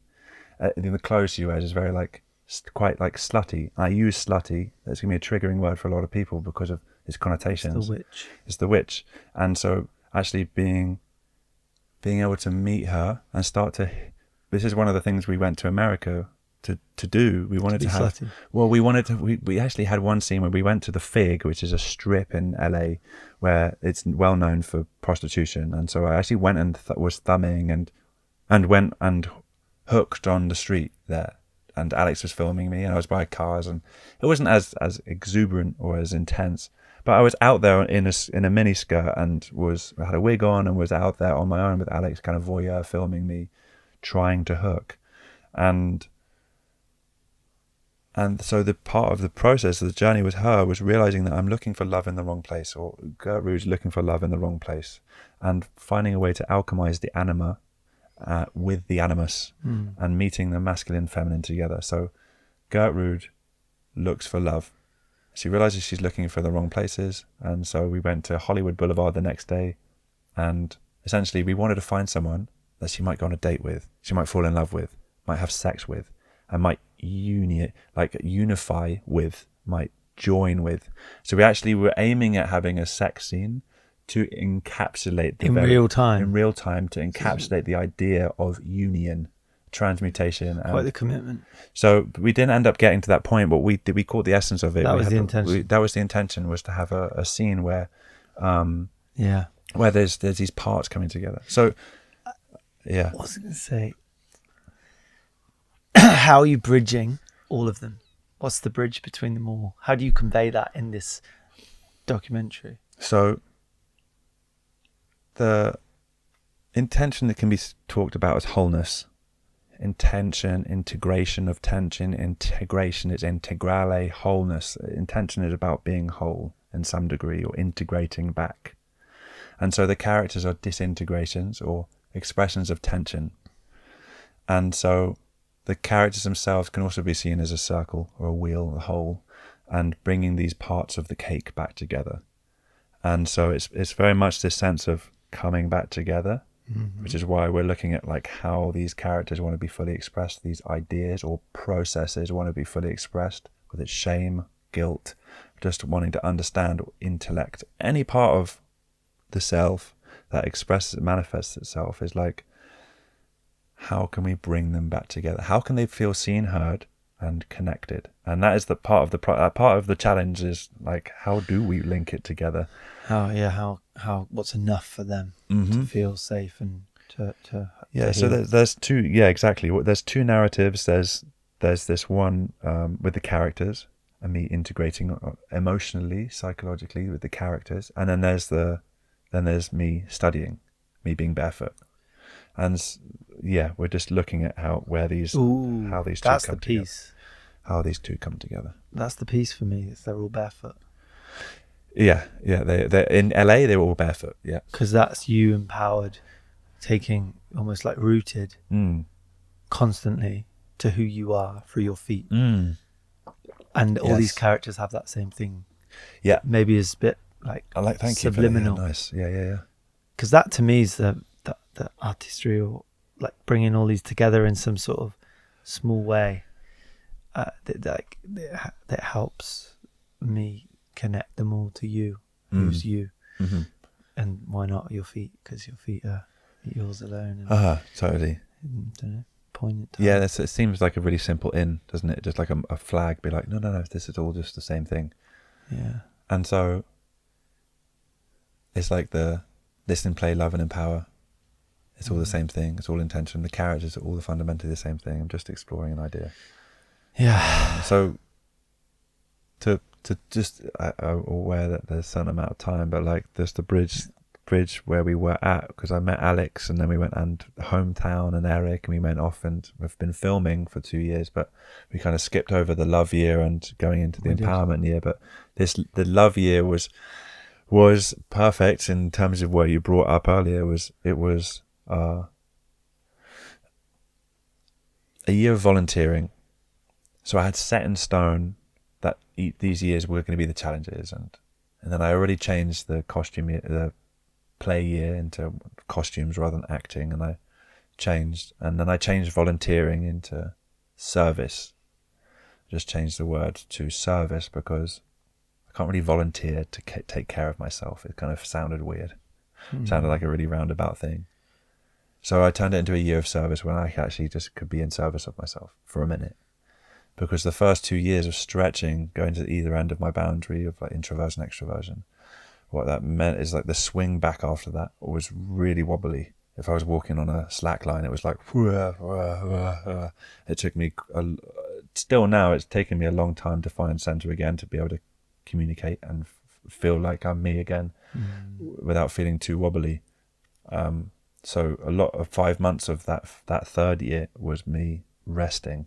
Just went to the mountains, back home, was in Italy, just chilling, really chilling out. And then after a few months, a family came and stayed with me, a French family, who the dad is called Tony Ocean, and he's a musician. And we spent 6 weeks living up there together. And I was recording drums, and we recorded his album at the house. And living with a family suddenly was in this love year, community and connection and hosting and feeling like I was in service. We were recording his album, I was playing drums on it, and being able to feel like I was helping felt great. And it was the first kind of step in towards that direction. And I got a whole bunch of lessons, being a part of a community again, of having an eye in on a family and being right in the heart of that. And then myself and Alex, the three of us decided to play with an idea around a fictional news channel called Channel In, which I was wearing a flamingo costume. I played a character called Barry Constorp, and we drove around Europe for a month making up stories, basically, and going to different events. Got a European press pass and was just going to like conference or this, that and the other. So I did that. We kind of like played, and I don't know if that was service. It was kind of just like me hanging out and playing. We were working on the characters as well within that news channel. We were playing with some of the characters. And then all of that said, I also went to Norway on a men's group retreat. That was the first thing I did as a group of people after being out for the 2 years. I went to Norway and went on a men's retreat up there. Went swimming with whales, which was incredible. So I had these stepping stones. There was like Norway, then there was a few months in the mountains, followed by hosting the family, recording the album, then channeling around Europe. And then I was like, what do I do? It was the middle of the summer. I haven't really said what I was going to do. I haven't really done that. I haven't really volunteered. So I started asking people how I can help them. I started asking people, like directly asking how I can help, and turning conversations. So I'd walk up to people, strangers around wherever we were, and asking people how I can help. How can I help you? And turning those conversations into poems, in the form of a love letter. And so I was working on a book. I had about 60 to 70 conversations around that, how I can help them, and the conversations we would have. Sometimes it would actually help them with the thing, but a lot of the time people just wanted to be heard. What was the things that came up? It might have been around, they actually were thinking about, one guy was thinking about committing suicide, or there was one person who was struggling to find boundaries with his kids and work. Another one was going through a long-term breakup, and there was another person was flipping a coin to make decisions, and she didn't know what she was going to do about how she move on about making decisions. How do you make a choice, or how do we manage change? And so we'd have conversations about how we manage change when everything's changing. And so we had some really beautiful poems and conversations come up. And it was like that dynamic. The book is called Love Letters, and I'm still working on it. I have 600 to go, or about that. Have you heard of long distance love bombs? No. Oh, I was sending this. Okay, yeah, please do. Poetry book? Just like a concept of love bombing people. Okay. Sending letters for love. Oh, cool. Yeah. Okay, interesting. Is it a positive thing? Like, because love bombing is usually held as like a... No, it's beautiful, yeah. Okay. I'll send you the guy. It's really popular. It's got a whole... Yeah. Continue. So these conversations were a space for me to apply listening and playing collectively, so in communion. So I started to, this was a space for me to really integrate what I'd learned and applying them in real time. Yeah. So I had to listen and I had to play. Poetry was a space for me to play in. So and connect. And so that was kind of, those were the pillars, not the pillars, but those were the points throughout the year that I kind of was actively in service. But outside of those moments, I was really ill. I was really sick during that love year. And the whole year just Was felt that like, pointing to self-love? the whole year felt like a flop, Mm. like I failed. And then I realized that actually that was love, giving it a rest. Just let it go, let intention go, let this thing of control go, Yeah. and drop in. Well, when you see everything through the eyes of what is, what's present, that is love, isn't it? When you can just accept. Yeah, it's not just about what I want. No. And this is when the conversations around God started coming up for me. This is when universal it started to really drum up for me. There's something beyond what I want. And something more than I need to take Opening care up of. another door. Opening up another door, yes. We also haven't mentioned one thing. What's that? Which one? There's many things. What came into your mind then? No, I don't know. Fatherhood. Fatherhood. Because this was a piece that we touched upon when you came into the men's group. Mm-hmm. But like that has also been guiding. It's been a bit of a torch that you're potentially, carrying. But yeah, it's one thing that I've not heard, and I know that was a theme that you wanted to become the father. Totally. Yeah, it would be really funny if I just became a priest, just like in all of this, because part of that wrestle with this love year was that actually I was in this came into these 4 years an atheist. I'd let go of spirituality, I'd let go of that identity, this idea that I needed to have this thing to fit into a group of people that identified as speaking this way or behaving this way. And I just got really like icked out in cult and narcissism, and I was like, oh, okay, let it all go, atheism, right? And I was like, cool, this is really easy. And then boom, universal intent, there's something beyond me, there's another narrative much larger than my subjective experience. I think I believe in God, and I don't know if I want to use that word. I think is universal intention a larger it, and I still don't know. I'm still, so that's kind of what came up with me specifically in that love year. Yeah. And then, and that kind of has brought me into this fourth year. And it was a relief. Suddenly I took my shoes off. Hey presto, I stopped shitting the bed. I stopped being ill. I got shingles by the end of the year, which was like, I'm topping all of this. I suddenly got shingles. Like, what's going on? I feel like I'm like so old school. Who gets shingles? No, people. A lot of people probably. do. But I just felt like I was like, I didn't get shingles. So I got really sick. 4 times I had really serious flu throughout the year. I was like, all of these things. Living in a van with my dog, shit in the bed, out the game. What am I doing? Let's go and find some grounding. Take my shoes off. Went to Portugal and had an apartment for the last 6 months. Stable space, consistent, organic, passive connections within that community there. I was living in Peniche, in Baleal area, and was writing my thesis about my ideas on the theories behind what I'm studying, or of what I'm studying, and this grounding, giving myself what I need, having setting the boundaries in place. Other people still feel like they know what I should be doing with my time, but I had to stay. And I say that because there was a lot of people being like, oh, mate, come and socialize, come and do this, that, and the other. Like, I had something I still need to work on. So maintaining my line of intent while still being open to connection has been something I've worked through this winter. And that's been coming through also coupled with still a very sincere and deep sense of loneliness that I'd never touched on and felt before.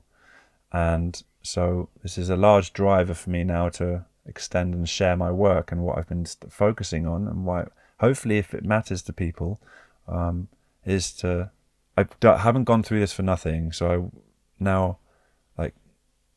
I'm not lonely for no reason. I need to be able to articulate, share, and connect with people. What it is about intention that I feel like it matters. And so to bring that arc back, so I'm 4 months left before I bring it back. I have 4 months left with shoes, barefoot, and the final 4 months. Well, where are we now? June. So, yeah, June I'm here in the UK. July I head out to Italy. Yeah. And then I'm giving myself 2 months to walk back from Italy to the UK barefoot. Myself and my dog Thor are on a pilgrimage back. Pilgrimage now means something very different to what I thought was a pilgrimage. And Do you know what? At the root of it is walking with an intention. isn't it? Yeah, I really think it is. Totally, I had a guy on, his name's Guy, a guy on, Guy Hayward, talking about pilgrimage. He owns the Pilgrimage Trust. Right, okay, so I got in touch with him recently. Oh, yeah. Uh-huh. Did you? Yeah, That's yeah. cool. Yeah, he's a good guy. Yeah, walking with intention. Walking with intention. And so, yeah, this idea of Christianity and religion and walking with that is going to be something that I'm now going to be reflecting on this walk, but essentially going to be ending the 4 years of intention with this final pilgrimage back to the UK. Yeah. And so that's kind of going to wrap up these 4 years. I do want to bring in quickly, how can people support you on that journey? What are you after in terms of how people can support you?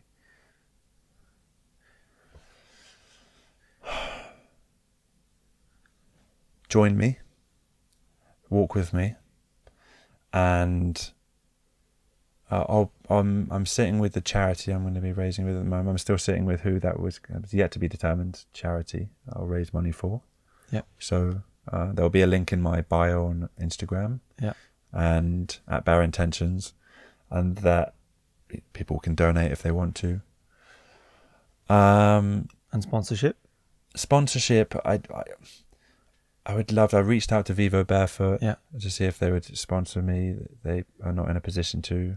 Reached out to a couple of other another nutrition brand, Rome, but yeah. I know the guy from Rome. Right, okay. I met him last year. Okay, Funny enough, I think cool. he might be there on Friday. Okay. So it's interesting. Yeah, so I've just sent them an email yesterday. They're terrible bars, I've got to say. Oh no, on air. Okay, really? I don't tell him. I think I told him when I met him. No. Yeah, they're very dry. I haven't tried one yet, and I'm trying to get I'm trying to find clean nutrition. I would love to set you up with a few people.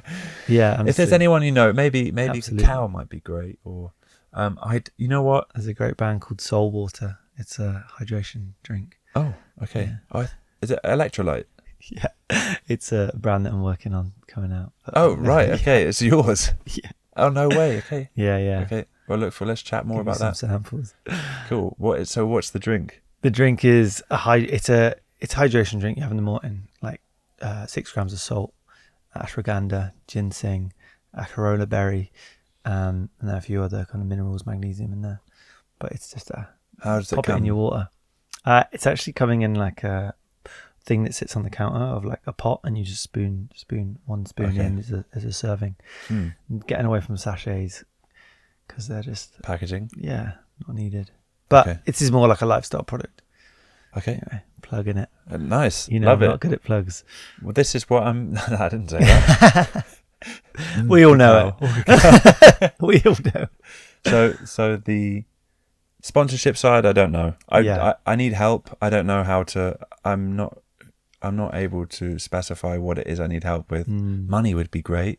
Mm-hmm. It would be amazing to be able to pay for my accommodation through because I'll be camping with Thor. Yeah. But there's gonna be times when we need to be in accommodation, or maybe we don't need to be in accommodation, but hostels or whatever.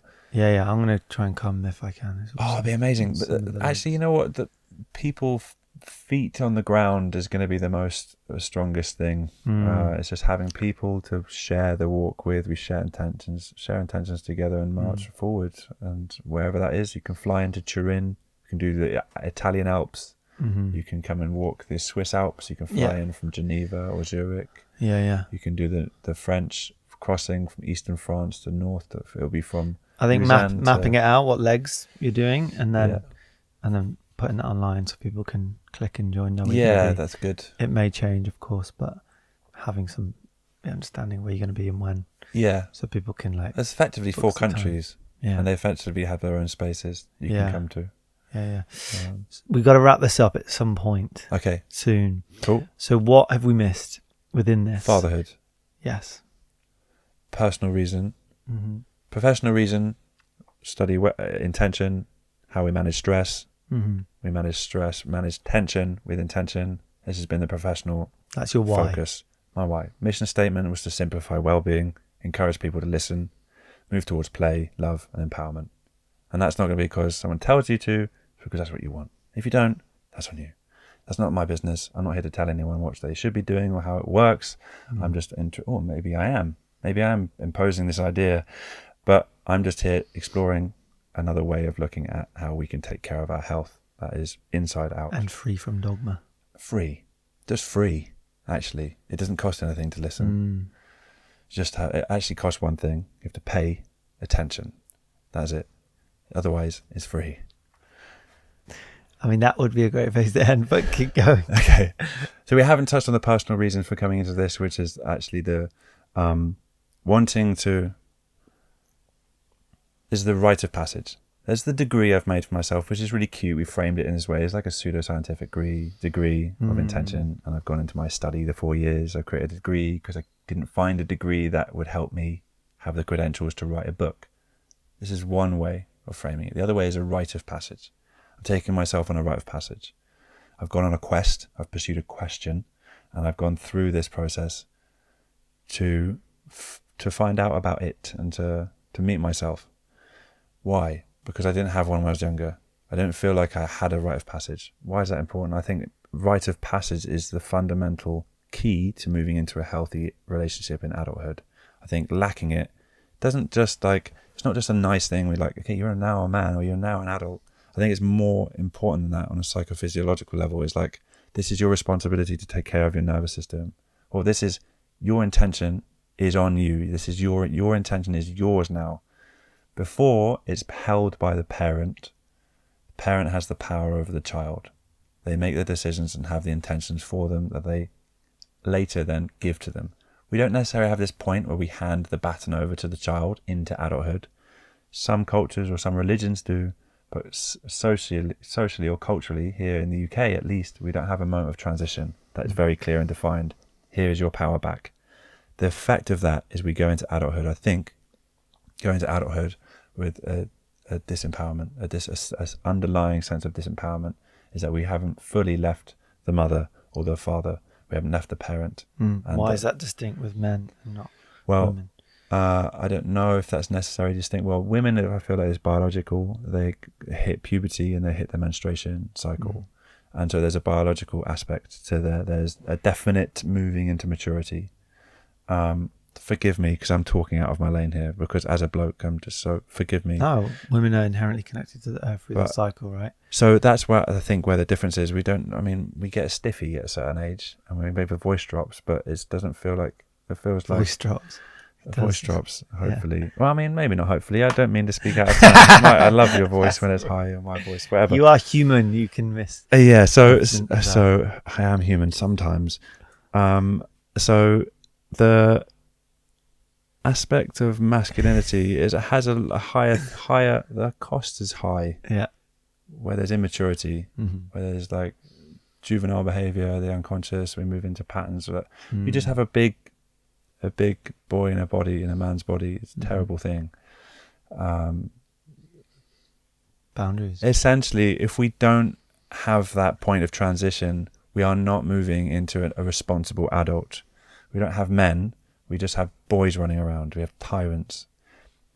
And when we also have the other side of that, which is passive, non-active men. We don't have people standing up for what they believe in. So you end up having like this bipolar masculinity, which actually is just our unconscious patterns of behavior that never really mature. I know this very well because I live it. I live my own immaturities and I like in my own narcissism, in my own tyranny, in my own betterment, in my own passivity regularly, and it's very frustrating to watch myself do that. But if we don't, which is why I'm taking myself on this rite of passage, because I didn't witness it, because I didn't see, one of the other things, I didn't see a man growing up. I didn't see my dad growing up. I didn't have a dad there present. My dad wasn't there from the age of 3. I met him when I was 19. And it turned out that he wasn't actually a safe man. He'd been in prison for a stint of my childhood. He wasn't safe around children. So I had to find that out the hard way when I was 19, 20. So I had this void of being without a father figure during that time. There was men around, not my father, not my impressionable imprint for what the man I needed in my life. My dad wasn't there. And so this idea of why wasn't my dad there? He lacked boundaries. He lacked intentional behavior. I'm going to move towards everything that is going to move me away from any sense of those patterns of behavior when I'm not safe around children, when I don't listen, where I'm manipulative, and where I might hurt people. I want to move towards connection, love, and understanding, and clear boundaries, and knowing myself. That is where I'm going at with this intent. With intention is clarity, and this is why I've really there's a lot to be said about adulthood, masculinity, or of course, there's a lot to be said about the child, the adult, the parent, and the elder, and how they relate to listening, playing, loving, empowerment. But these fundamentally, looking at intention has forced me to look at and question what it is to be a man. Why am I not being in that pattern of behavior? Who is it that I want to be? And what happens if I don't? So essentially, who do I want to be? Do I want to be safe? Do I want to have a family? Do I want to have children? Do I want to have this as a lasting, stable relationship? And that's the life I want to grow and move towards. And so this rite of passage is me learning my patterns of behavior intensely so that I can show up as best as possible, so that I can be what I didn't see when I was younger. I just want to I'm living a story that I want to be able to share with my children that will inspire them to do the same. Yeah. I had a shit story to look at when I found out about my dad. So I was like, well, I don't want my children to inherit that story. That's not what I'm going to keep living. I want to live one that inspires them. Yeah. They don't exist yet in this realm. So I'm just going to keep living it until, if inshallah that manifests itself, I have wife, children, family, and live this story in the meantime. Would you prescribe this degree as a rite of passage for your son? To my son, because before that I thought you were going to say to anyone. I don't know if I prescribe anything to anyone. I don't know. I'm mental. No, I would encourage them to find their own calling. It's not about what I want for them, but maybe they're sparked to something else. How do we tie bow in this? I feel like we've gone on. There's beautiful pockets of things that we could spend so long talking about, and it's epic to do so and give them space. Especially the film stuff that you brought in and the characters. I think that really served a beautiful moment in your still ever evolving exploration of who you are. But how do we now wrap this up? And maybe that's not even possible, and let's not try. Let's just say goodbye. Yeah, it's what's like alive now, and what are you excited about next? I've got a swollen foot. So we opened the conversation about, whether I thought I could do these challenges. And so I've got what I think is to be peroneal tendonitis in my left foot. Has just come off the back of a week of long marches. I was doing 10, 20k last week every day. And so I didn't do that much walking. I've just been doing preparation walking for the pilgrimage. Not a lot. I suddenly woke up. I had pain in my foot. I'm now limping. I'm 3 days into limping. And so what's alive right now is like, I don't know if I can do this. Isn't that happened in every turn? Yeah, but this one is like, what? So with all this pilgrimage and everything we've spoken about, it goes on. It's like, I don't know if I can do this, but maybe we can just find out together. Yeah. And I don't know. There's been a question. Maybe that's it. What happens next? What happens now? What do we want going forward? What do we want going forward? What's the dream? What did we have a dream before? We've forgotten. What was the dream? Coming back into the dream, because the dream is the intention. What do we want to dream in? And what is that? Going beyond the podcast, going beyond our day to day. Like, if anyone listening is like, what is it you're dreaming of? What's stopping you? And what's the point? What's the point? What's the point? What's the point? What is the point?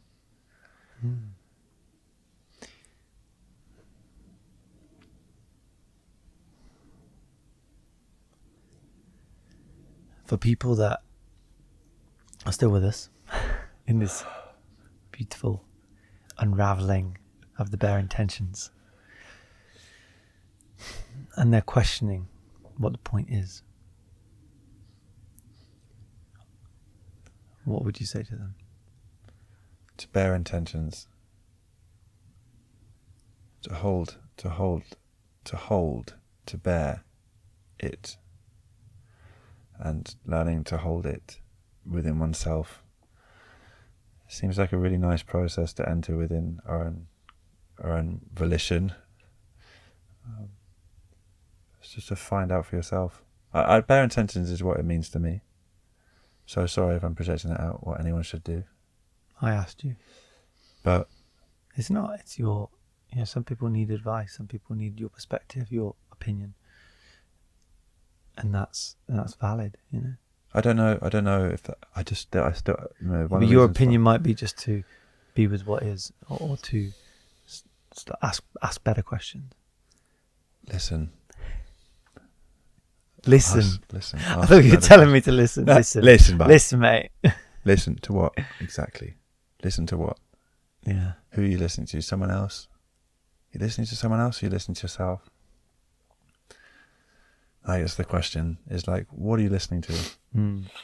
I think just discerning the decision that's best for you in this moment is a beautiful way to begin, of just choosing something and then moving towards that, because it's going to change, right? When you decided to go barefoot for the year, I'm sure you didn't think you'd be sat here now with a swollen foot. In my pants. In your pants, sweating slightly. In the lower half. And the upper half. I'm just hot. Just hot. I love you. Love you, brother. I love everything you represent and the work that you're doing and have done. Thank you. And the quest that is still in action. Yeah. I want to be around for it. I want to hear about it. I want to support. I want to contribute to your questions. Hopefully I can. Thank you. I appreciate it. This has been great. Thank you, man. Thank you. Tradition, we got to close with a hug. Okay. Sweaty hug.